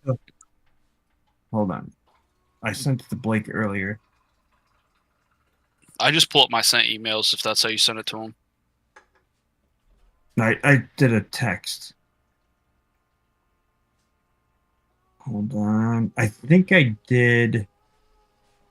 I know I didn't do the over and under this game because I did not like the over under at all. It's Chargers +7. Yeah, okay. I took the points. I think the Chiefs are going to win this game, but man, 7 points. Because Mahomes, I get it. I don't fault that pick at all. You know, Mahomes has been throwing some interceptions lately. You know, got the Harbaugh effect with that defense and running game with the Chargers. So I think I'm going to stick with it. I'll stick with the points. I'll stick with the touchdown with the Chargers. And if anything, if I had to pick over or under, I'd go with the under. But I'll just go with the Chargers +7. Okay. Not feeling good about that, but once the Chiefs and Mahomes prove me wrong, start clicking. All right, I'll go ahead. Jim Harbaugh is at home. He is the 2-1 Chargers, and he's facing a team that is notoriously known for not covering. I am taking the Chargers +7, but diddle me this, Batman, from the Diddler. The Riddler. What? Yeah, P. Diddy, answer the question. Yeah.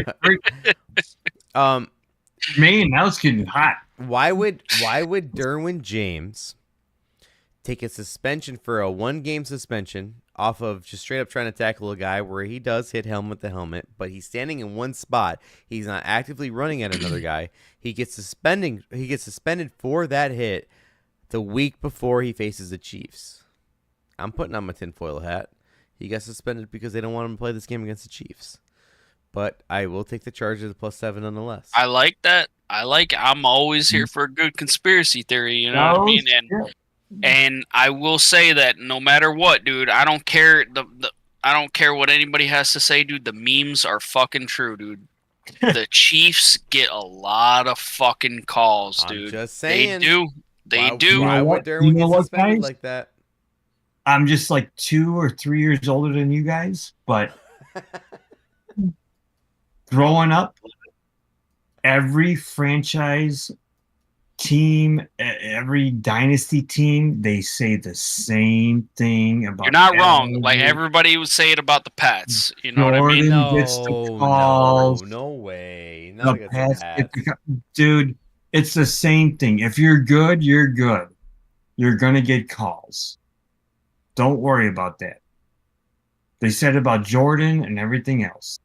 Oh, shit. Look at the fucking Miami bet. Fucking paid me back. Your boy's back.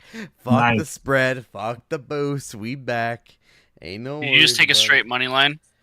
when they were down. I took Rutgers -2.5. They covered and parlayed it with Miami, and I fucking hammered it. So I get the money back at +242, and we back. Nice. Anyways, I'm sorry, Adam. I didn't mean to cut you off. But I'm gonna go to Darren. Darren chose the under of 39.5 for this game.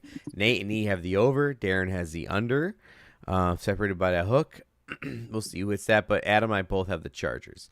I'm gonna go to the Sunday night football game. Best game of the week. It is the 3-0 Bills with the MVP frontrunner of Josh Allen against undisputed. against the 1-2 Ravens at home. But may I remind you, they lost to the Raiders. The only win from the Raiders so far at home. The spread is -2.5 for the Ravens at home. The over/under is 46.5. Listen, the Bills are 3-0, the Ravens are 1-2, but Baltimore's still favored. Ethan, are you backing the favored Ravens at home? What's your pick? I am jumping through a flaming table here tonight, boys. Give me the Bills. All right, so the line was at 2.5. I think this is going to be a close game. I bought a half a point on this, so give me Buffalo +3. I think that Baltimore's defense has not been like the Baltimore's defense. You know what I mean? So Josh Allen is going to put up some points. Now, can Buffalo stop Lamar Jackson? I don't know. What version of Lamar and the Ravens offense are we going to get this game? You know what I mean? Are they going to be playing lights out? Or are they going to be playing like chunk yards, Derrick Henry, Lamar Jackson eating them alive on the ground? I don't know what we're going to get. Are they going to get absolutely shut down? I don't fucking know. You know what I mean? I think the Bills are going to win this game, but I think that if Baltimore does win it, it's going to be close. So I wanted the straight up 3 points. I wanted it to be decided by a field goal. So yeah, but I think Buffalo is going to win the game. Adam, what about you? What do you got for this game? So I'm going to take the easy way out. I'm going to do the home favorites with the Ravens money line. I think the best offensive line in the game right now is Buffalo. They got the best offensive line, so that scares the shit out of me. But the Ravens putting it down the Cowboys, and the Cowboys coming back late in that game, I think is going to piss them off. And when they come home, they're going to be rejuvenated, and I think that the Ravens should win this game pretty easy. Not easy, I shouldn't say that. But the Ravens should win within like 7 or 8 points. And I'm going to go with them money line, which is probably not that great of odds. But yeah, going to go with the Ravens and yeah, money line. Good.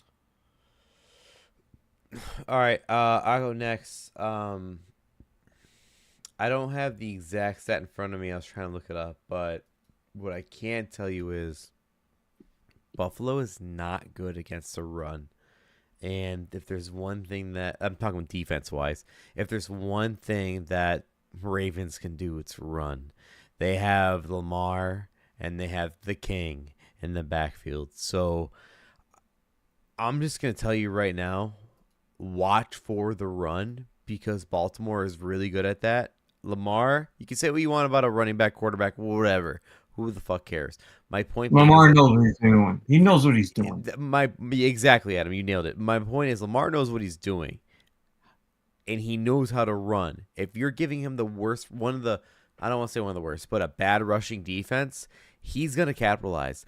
However, you can't stop the fucking wagons, boys. The Bills +2.5. Circles the wagons. Circles the wagons like the Buffalo Bills. The fact that they're dogs is a fucking joke. That's one of my favorite actual like NFLs, like circle the wagons. Yeah. That's clean. Yep.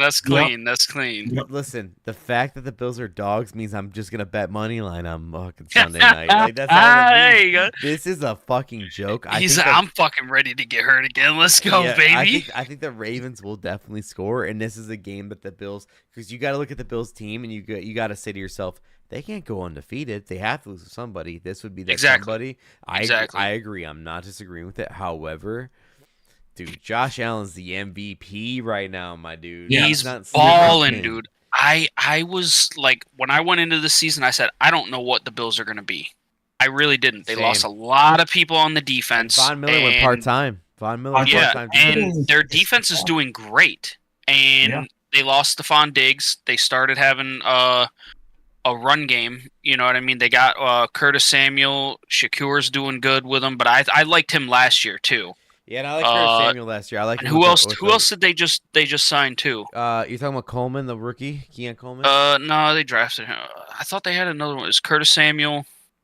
Not the chosen one. He's gone. I don't know. Maybe it is just Keon Coleman, and then you got. I don't know if Dalton Kincaid's gonna, start shining like they hoped he would. Their tight ends are so sketchy. It's so tough. But it literally doesn't matter who the fuck Josh Allen's got out there, dude. He's doing But that's great. an MVP. That's an MVP. Yeah, Doesn't matter who he's exactly, throwing dude. to. And he can fucking run, dude. Like, yeah, Josh he's crushing it right now. He is. Shout out to Just Mr. street ball. Yeah, shout out to Mr. Haley Steinfeld. Way to be. All right, I'm gonna go ahead and go through Darren's and Nate's. Darren had the Bills at +2.5. Nate had the Bills at +2.5.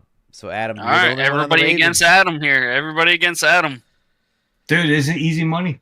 All right. Next game, boys. We're going to Monday Night Football. I believe this is the last one. I believe. No, we got two. We got two. I forgot. We got two. There's two. Yeah.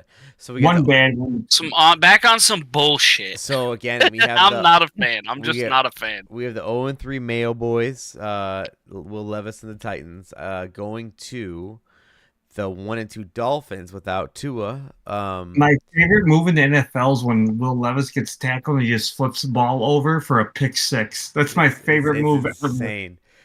So no Tua, but you have Skylar Thompson. Oh wait, maybe not. They might not have him Sunday, by the way. Spoilers. 1-2 Dolphins. They are at home. The spread is -1 for the Dolphins. Over-under's at 36.5. Wow, is that low? Adam, go ahead and lead us off. What do you got for this game? What do we do with the Dolphins? Oh man, what did I send you, Blake? I think I just took the Dolphins -1. You got a -1.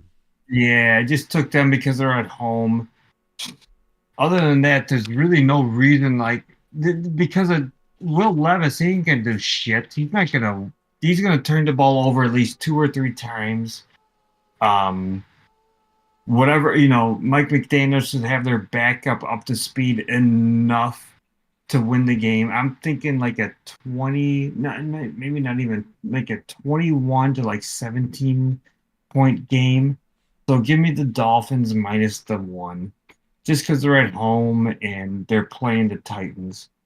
Titans defense could be somewhat stout. They actually play the run pretty well.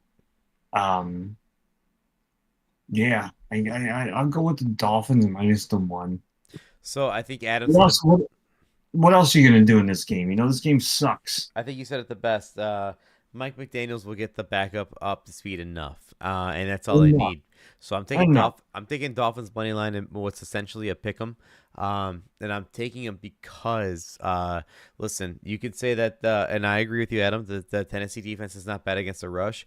But if you look at last year and the year before, other than the 49ers, the best team in the league at rushing is the Dolphins, and that's because of Mike McDaniels. Yeah. So I'm going to choose the Dolphins. I think you can lean on your rush with a backfield like Wilson and A-Chain, and if he was healthy, Mostert, I think you can lean on all three of them. And just fucking like Jim Harbaugh, old school, like fucking just run it down your goddamn throat, and you're gonna shit it out later. Like Mike McDaniel's really good at that, and he can do that if he wants to. Will he do that? I don't know, but I feel stupid if I bet against him, and he did that. So I will choose. I get that. But I'm telling you though, the Titans' defensive line, dude, are tough as fuck. No, they are. I'm with you, but the moment you break past that line, no one else in that team is stopping you. Nobody else is gonna stop you. So yeah, I feel confident by saying that, taking the Dolphins. So Darren chose the Dolphins money line as well, money line D, a classic. But we got white face D in here. The line was fucking 1. Yeah, I chose money line as well. I mean, It's the same I thing. gotcha. Because I I say it because like if it ended in a tie for god awful reason, it's a push. So whatever. I guess for a bet, you know what I mean. That makes a difference. I'm not gonna actually bet on this game on Sunday or Monday, but I'm gonna fucking take it for the pot. Yeah, but I mean, for the pod, it doesn't matter. Money line or one, it doesn't matter. It doesn't. Yeah. It doesn't. Yeah. It doesn't. Nate chose the over of 36.5. Believe it or not, over. Yeah, over 36. You would love to see that happen. Man, it's so low. Wow, is that low? It's like CLC. All right. So I'm going against the grain here, boys. I took Tennessee +1. By no means do I think Mayo Boy is great, but I mean, he puts up points. Last week, knowing that Tua is out, they did not. Their run game did not materialize against the Seahawks. They scored 3 fucking points against the Seahawks. Mm-hmm.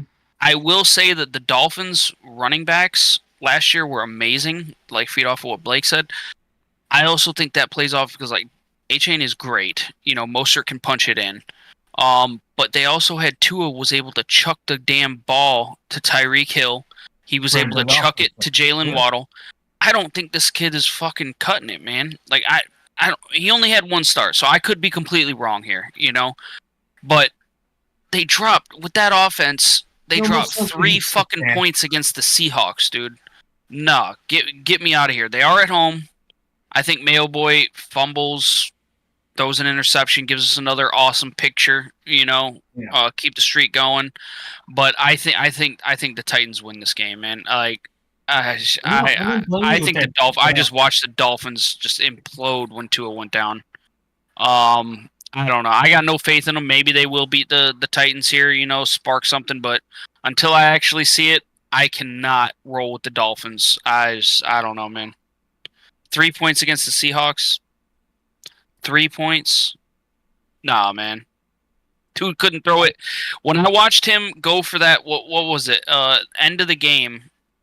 And he didn't throw it to the end zone. He threw it like 30 yards out instead of 50 yards. Like, can the dude throw 50 yards? I don't know. What was the thought process behind that? I don't know. I don't know. Just Adam, could you believe that the guy that picked against this the Dolphins was an AFC East fan as well of some other team? Yeah, unbelievable. Hey man, the way it's looking now after last week, there's a good chance we finish higher than them this year. 3 points against the Seahawks. We put up 20. You know what I mean? Like, come on, man. Eric says in the chat, Shakir, another reason TJ's going to lose this week, talking about when the Bills game was up. Okay, final game of the week. Eric's chirping TJ right now. It'd be a shame if somebody got their first win. Final game of the week. This is the last game on Monday. It's the Seahawks at 3-0 against the Lions at 2-1. Lions are home. They're favored by 3.5. Over under 45.5. Boys, I'll say it. These are 2 high-powered offenses with no defenses. I'm picking the over at 45.5. It should be higher. I'll pick 45.5. I crossed off many overs. I left 2 for the week. This is my second and my final. I am going to pick the over for the Seahawks and Lions. Nothing fancy about it. I think no matter who wins this game, it's not going to be because the defense played a hard game. I think it's because the defense couldn't stop shit. I'm picking the over. I'm going to go ahead and go with D's and Nate's. D chose the Lions at -3.5. And Nate chose the Lions at -3.5 as well. That leaves us to E. Who would you pick for this game and why? I took the Lions here. The line was at 3.5. I will say at the beginning of the season, I think we were all in agreement that the Seahawks were going to be dog shit. Yep. And what the fuck is going on? They're 3-0. So I don't think I needed to do this. I really don't think I needed to do this, but I pulled a bullshit move and I bought half a point here to bring it to 3 because the Seahawks been on some shit. They've been fucking winning these games when I don't think that they should have been winning these games. All right. So I think there might be some bullshit. And I will say that I love the Lions offense. Sometimes they do let you down. You know what I mean? So this could be a close-ass game. This could be a fucking field goal game. You know what I mean? So I'd rather not get killed by the hook on this solely based on that. In theory, what I truly believe, the Lions should fucking smoke the Seahawks. But there's been some goofy shit going on, so I don't want no hook. I just want like a flat. Give me a field goal. You know what I mean? Give me the Lions here. I think they should win. Well, cover the spread of 3.5, but like I said, I don't know. There's some bullshit going on, man. So give me them at 3. Okay. Adam, you get next pick, buddy. What do you got? So I love the Lions minus the 3.5. I'm not too worried about that hook that Ethan was talking about. I think that the Seattle's offensive line is shit. They're terrible. Detroit's going to be all over Geno Smith. I don't see them. I think Aiden Hutchinson's going to have another huge game. I don't really see it being that close. I think the Lions win this by double digits. Yeah, I say the Lions. Say Lions by at least double digits. So okay. All right, so you got the Lions minus 3.5 as well. I think Aiden Hutchinson's going to have like 1 to 3 sacks, at least. Okay. So we got 4 Lions and 1 over. All right, boys. Let's go ahead and Adam, we just finished up our picks. Congratulations! Thanks for making it through with us. Thanks for having me, boys. We are now 3 hours into the podcast, pretty much. We just have a couple more segments to wrap up here, and then we call it for the night. Cool. So the first segment I'm going to go to, Adam, and I'm not going to go to you first. I'm going to go ahead and start with E. E, what is your watch out for this week? What's your watch out?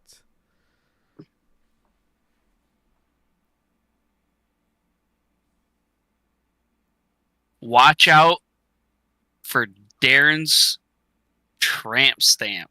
All right. Ooh, I think I'm just saying Pittsburgh starts 4-0. They got a real good shot at making it to the playoffs, you know? And you never know what could happen any given Sunday. My man threw out some wild shit out of left field with the Dangerous tattoo, caught us all off guard. And then the team starts fucking 3-0.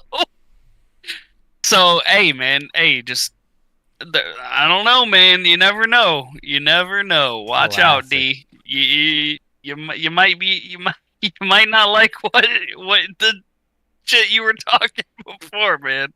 Classic D. Ugh. I love it. That's beautiful. Adam, do you have any watch out? Or you want me to go first? So I think we got a lot of young receivers coming to the league this year, right? You got Malik Neighbors, obviously superstar, Marvin Harrison Jr., pedigrees through the roof. Look at what Rome Odunze did last week. I think with going against the Rams defense and the couple defenses we're going to go against the next couple weeks, let's see what he does. I think Rome is going to make a name for himself. It could be just by Homer bias about it, but I think he's going to have a monster week this week, and talking maybe 5 to 8 catches for 100 plus yards for a touchdown. I think Rome's going to make a name for himself in this league. Okay, I like it. So I'm gonna go ahead and get this disclaimer out of the way. I don't like that this is my watch out of the week, but I don't like it because it's my fantasy player. I don't like it, but I would say this if it wasn't my fantasy player, and that's what hurts the most. If he wasn't my guy, I would still tell you this. For the first 3 weeks of the season, we haven't seen much. He did average, he did normal as far as fantasy goes, and he did well for his team. However, I think week 4 is the week you're going to see the king put the crown back on, and you're going to see Tractorcito, a.k.a. King Henry, just dominate the Bills' rushing defense. I think the Bills are going to win, and I think the Bills will cover. I have no doubt about it. But I will say on top of that, I think King Henry will put up some fucking numbers in a loss. If they Ravens will win, win this I think, in my opinion, it'll be a loss. But I still think King Henry is gonna have that. Oh my God, is he back? Game like that's gonna be one of those things. Do I say he's gonna be back? No. I'm just saying. I think the prime time. Not really night game, but you know what I mean. Whatever, the prime time matchup of the Bills versus the Ravens is Sunday Night Football. It's on mute. It's Chris Collinsworth. I don't want to hear it. I think that Derrick Henry is going to put up some numbers that if you are a fantasy owner, be happy. I'm not happy. I'm saying this because he's my guy because I think that's a jinx. But I feel like if he wasn't my guy, just I would still nuked say this. your boy. You just nuked your boy. I know. And how could you do that to your boy knowing that he's a Baltimore running back, Bees? You just shot yourself in the face. That's okay. Oh my! Best part about all of this, I think Chris Collinsworth just signed an extension. He deserves it. He deserves nothing but the best. But you know? I mean this in all seriousness. If he wasn't my guy, I would still say this. I think that this is that classic game where you see a good undefeated team like the Bills face a team with a guy, whether he's wide receiver, running back, or quarterback, that is looking for that bounce back, and this is the bounce back game. Because King Henry just dropped 30 fucking points on my nog last week. What do you mean a bounce back? Derrick Henry didn't drop 30 points. Yes, he did. Yeah, he was a monster last week. Dude, Listen.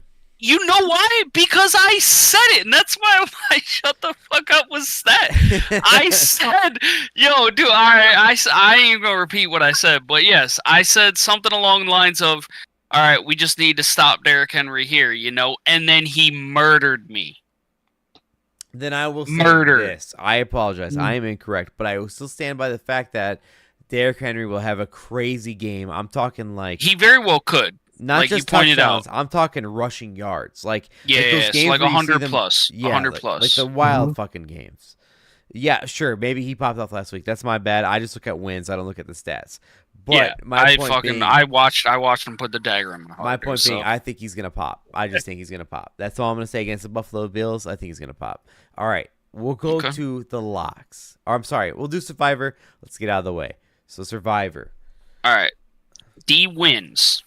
D1. But actually, I don't think I updated the actual slide, but I do have the picks.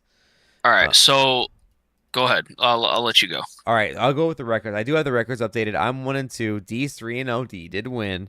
D1. Nate 0-3. Shout out Nate. Don't bet a team that Nate picked. And then E, you're 2-1. So we all have different records here. I lost. It was me and D battling it out, and I lost because of the Bucks against the Broncos. I didn't need them to cover. I had them on Survivor just win, and they lost. So and what makes it even better is me and D both had the Bucks, and D changed his Survivor pick, and I got murdered. So I'm gonna go ahead. And I'm going to pick... Come on, dude. You can't write this shit. I'm picking the Jets. There's no way they lose this game against the Broncos. There's no way. I agree with you, and that scares me. Been there before. And anyways, I'm picking the Broncos. Darren is picking. I don't have it filled on here. Darren's picking the Bucks. Bucks are facing a bounce back game. Bucks are facing Philly. Yeah. They're at home against Philly. Yep. Okay. Well, that's a tough Survivor pick. Yeah. And then Nathan give me his, so I'll get one from him. And then E, who do you got? There's not many times that I can say I think I would pick the Titans as my Survivor pick, but against Miami right now, give me the Titans. Give me the Titans. Like that's what I'm saying. Like out of all, if I have to pick 16 teams, I'm never being like, damn, dude, I'm picking the Titans, but I have to pick them at least 1 point, pretty much. You know what I mean? Like, I got you. Give me the Titans. He's 2-1. He's got to even out at some point, so might as well. I got you. I'll take 3-1, baby. 3-1, baby. Let's right. go. All right, Let's go. Let's get to what the people fucking came for. Let's get to the fucking locks. Yeah. All right, so let's get to the records of the locks. Eric, TikTok. Yo, fuck Eric, dude. We're having a good time with Adam. We landed our white whale, trying to join every minute. Eric said he's trying to get to bed by 12:30, so he's like, "Let's go, hurry up!" All right, I'm trying to get to bed right now. Locks. I'm 1-2. I took a bad beat last week. Darren's 1-2. Nate's 2-1. You're 1-2 as well. So Nate has the upper hand on us right now by one game. One game. But let him talk because he's not Insert. Can you guys just win a fucking lock? Yeah, unbelievable. So here's what I will say about last week. Last week there's only one. So we had Dalton be part of the Dirty Parlay, which was 5 locks, and only one game out of all 5 won. And I think that we got murdered, boys. We got murdered. No, Nate lost too. It was D that won with the Packers. Yeah. So D hit his out of 5 people. D was the only one to win. All of us lost. All of us. So, won't happen again, people who are listening and following. Now, no shot, dude. No shot. I apologize that we murdered that. I'm gonna go first here. I'm gonna take you guys back to a nice, crisp November 8th day, about a week away from now. It's just a year behind. Okay. So November 8th, almost a year ago from the date. Stage. What was the weather like on that day? It was I will tell you this. It was in Seattle. It was 3:00 in the afternoon Central Time, and they faced a team called the Lions. And when Seattle faced the Lions, it was again a beautiful weather day. Whatever it was great. 67,000 in attendance. It was a score of 32-20. Seahawks win. Oh, you! And when I apologize. Actually, this is 2009. That's how crazy this is, because in 2009 they broke 50. So last year, if you ask me, hey, what did Seattle and Detroit do last year? I could tell you. They face each other on almost a year ago day again. I just misclicked, my bad. I'm gonna get there. It was September 17th on a Sunday, and it was at noon, but it was 37-31. So they broke 50. Last year they broke 68 total, and an overtime win. Something tells me these guys love to score against each other with no defenses.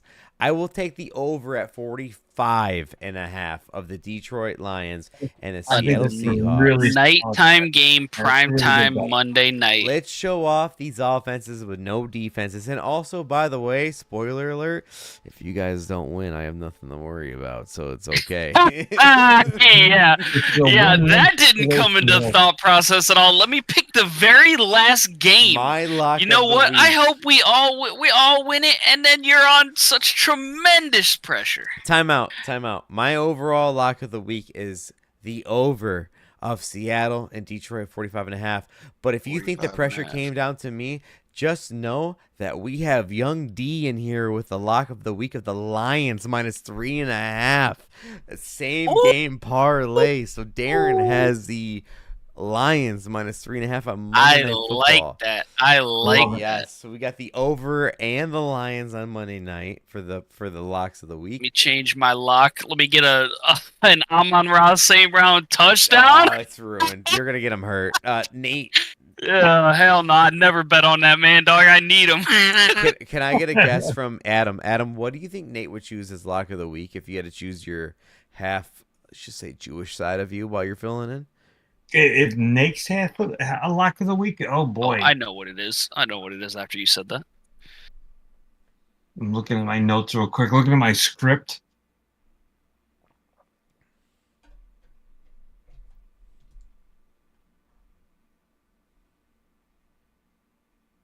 I would go with the let's see, Bears and Rams under 40.5. That's what I have. Okay. What about you, E? If you said you know what he's got, what do you think he's got? There was a game that was like 30 over 36.5. What was that?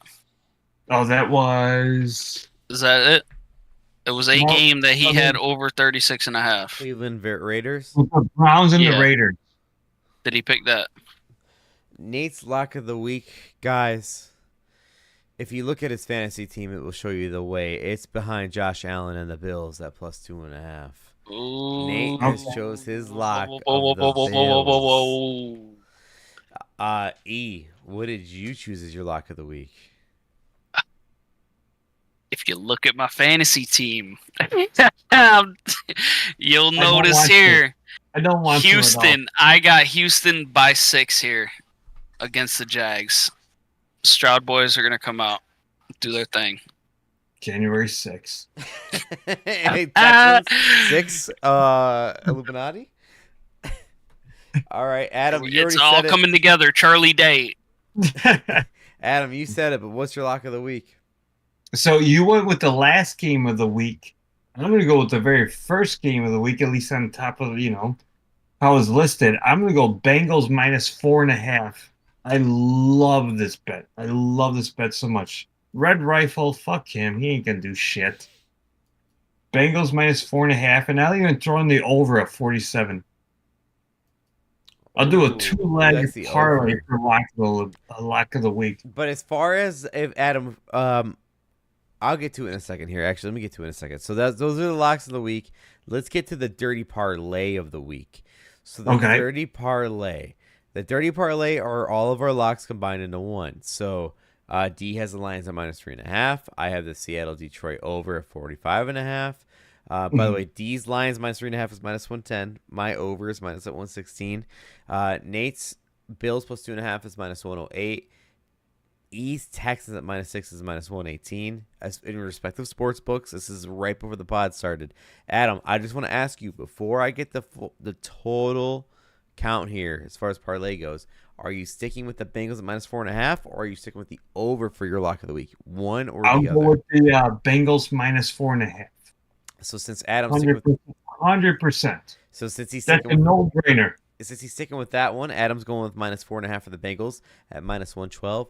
That leaves the dirty parlay for the week at plus 2203. Again, plus 2,203 in your respective That beat sportsbook. last week's. Man, we're was all tw- gonna it was be over rich. 2. Less. Last Less? week was a little more than this one. Okay, I knew it was 20 something So or 2000 something. again, if you choose the over for the Seahawks and Lions game, the Lions in that same game at minus 3.5, the Bills as the dogs at plus 2.5, the Texans at minus 6, the Bengals at minus 4.5. You're looking at a total of plus 2203 in your respective sports books. $10 will get you 220 and some change. So, are you riding with us? Are you taking this? Is this the week it's going to hit? Is Adam going to change the luck? Dalton didn't help us last week. I say it because we went 4 out of 5 and losses. Eric, We went 1-4 with Dalton on the pod. that's what bro. I'm saying. Eric in the chat says Henry will get more than 4 points this week, Ethan. Then he put in parentheses Singletary. Singletary. But Hey, man, that was a tough break. So, Adam, I have to ask you, since this is the first actual dirty parlay you're taking part of, are you betting Yes, that sir. this weekend? I'm all in. Yeah, I'm gonna bet it for sure. I'm a firm believer that if people actually bet, like put the money down on it, and not just Yeah. like a dollar or We're- whatever. I we're mean, like fully reasonable committed. money on Yeah. it, it can hit. So if we all do it together, it can hit. I You believe it. you ran it's like plus what was it? Plus Plus 2. 2203. Ah, love it. Yeah, that's what I'm talking about. $10. I don't get up in the morning unless there's a plus 2,000 or more. I love it. Okay. That's the episode of 142. We've now rolled on 3+ hours. I'm going to go ahead and go to Adam before we're out of here. Adam, any closing remarks? Anything you gotta get off your chest, take wise? Anything you want to talk about here before we're out of here? Nate, thank you guys for having me today. It was a lot of fun. I'd like to do it again. I'd like to be on here with Darren and Nate with you guys. And yeah, thanks for having me. It was a lot of fun. Hell Pretty yeah. painless, The rear, it's gonna sting when I pee later, but that's all right. It's crazy. You come on here and you just want to talk a little bit of shit about NFL teams and some sports, and then time can fly. That's just pretty much what's been happening to us now that football season's back. When it wasn't football season, it's like we're pulling teeth, just trying to get something going here, and that's life. That's what it is. It's okay. Like no harm, no foul. But the fact that now NFL is back, it's just so fun to talk about it. No matter all from both sides, like you and me are probably the most bear sided that'll ever be on this podcast. And then the fact that it was you, me, and E. I mean, we had a lot of good. I like everything you guys brought up tonight. It was awesome. It was fun. And we got to cherish it. Like, this is already like 3-4 weeks going into it. It's going to go so fast. Next week starts bye weeks. So that's it. Right. I know, man. Life comes at you fast.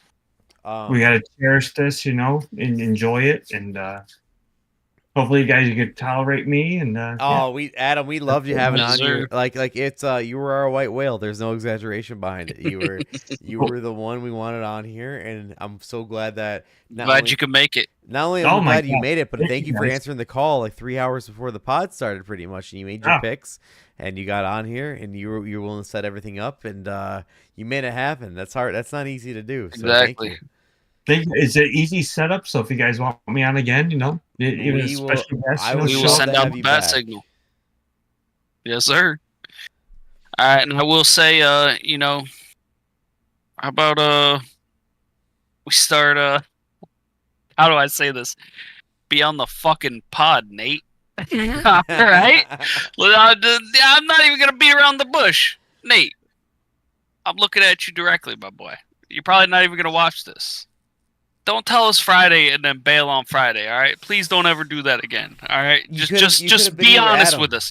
Just be honest with us and say, I don't know which day you guys decide, and then you hit us with, I'm not coming. I got all right? I'll take care. Don't do that to us again. That's twice now, 2 out of 4 weeks. Don't tell us Friday and then bail on us Friday, all right? I agree. Love you. Come on, man. And then I got nothing else to end this week. Good luck in all your fantasy leagues, no matter what you're doing. If you have CMC, God bless your soul. I have him in one of my leagues, and it's not as easy. Yeah, make the note, like, make sure that TJ knows Eric is chirping him, because I don't think TJ doesn't watch any of this. I doubt. No. So like, you gotta let him know that Eric. Also, if you're still listening, I want to see you chirping the shit out of TJ, because I love that shit. I love when we're fucking going at each other, and of course it's TJ. And when Eric gets in on it, it's gold. It's gold. So yeah, let him have it. Let him have it, Eric. Let him have it. Adam, again, thank you for joining us.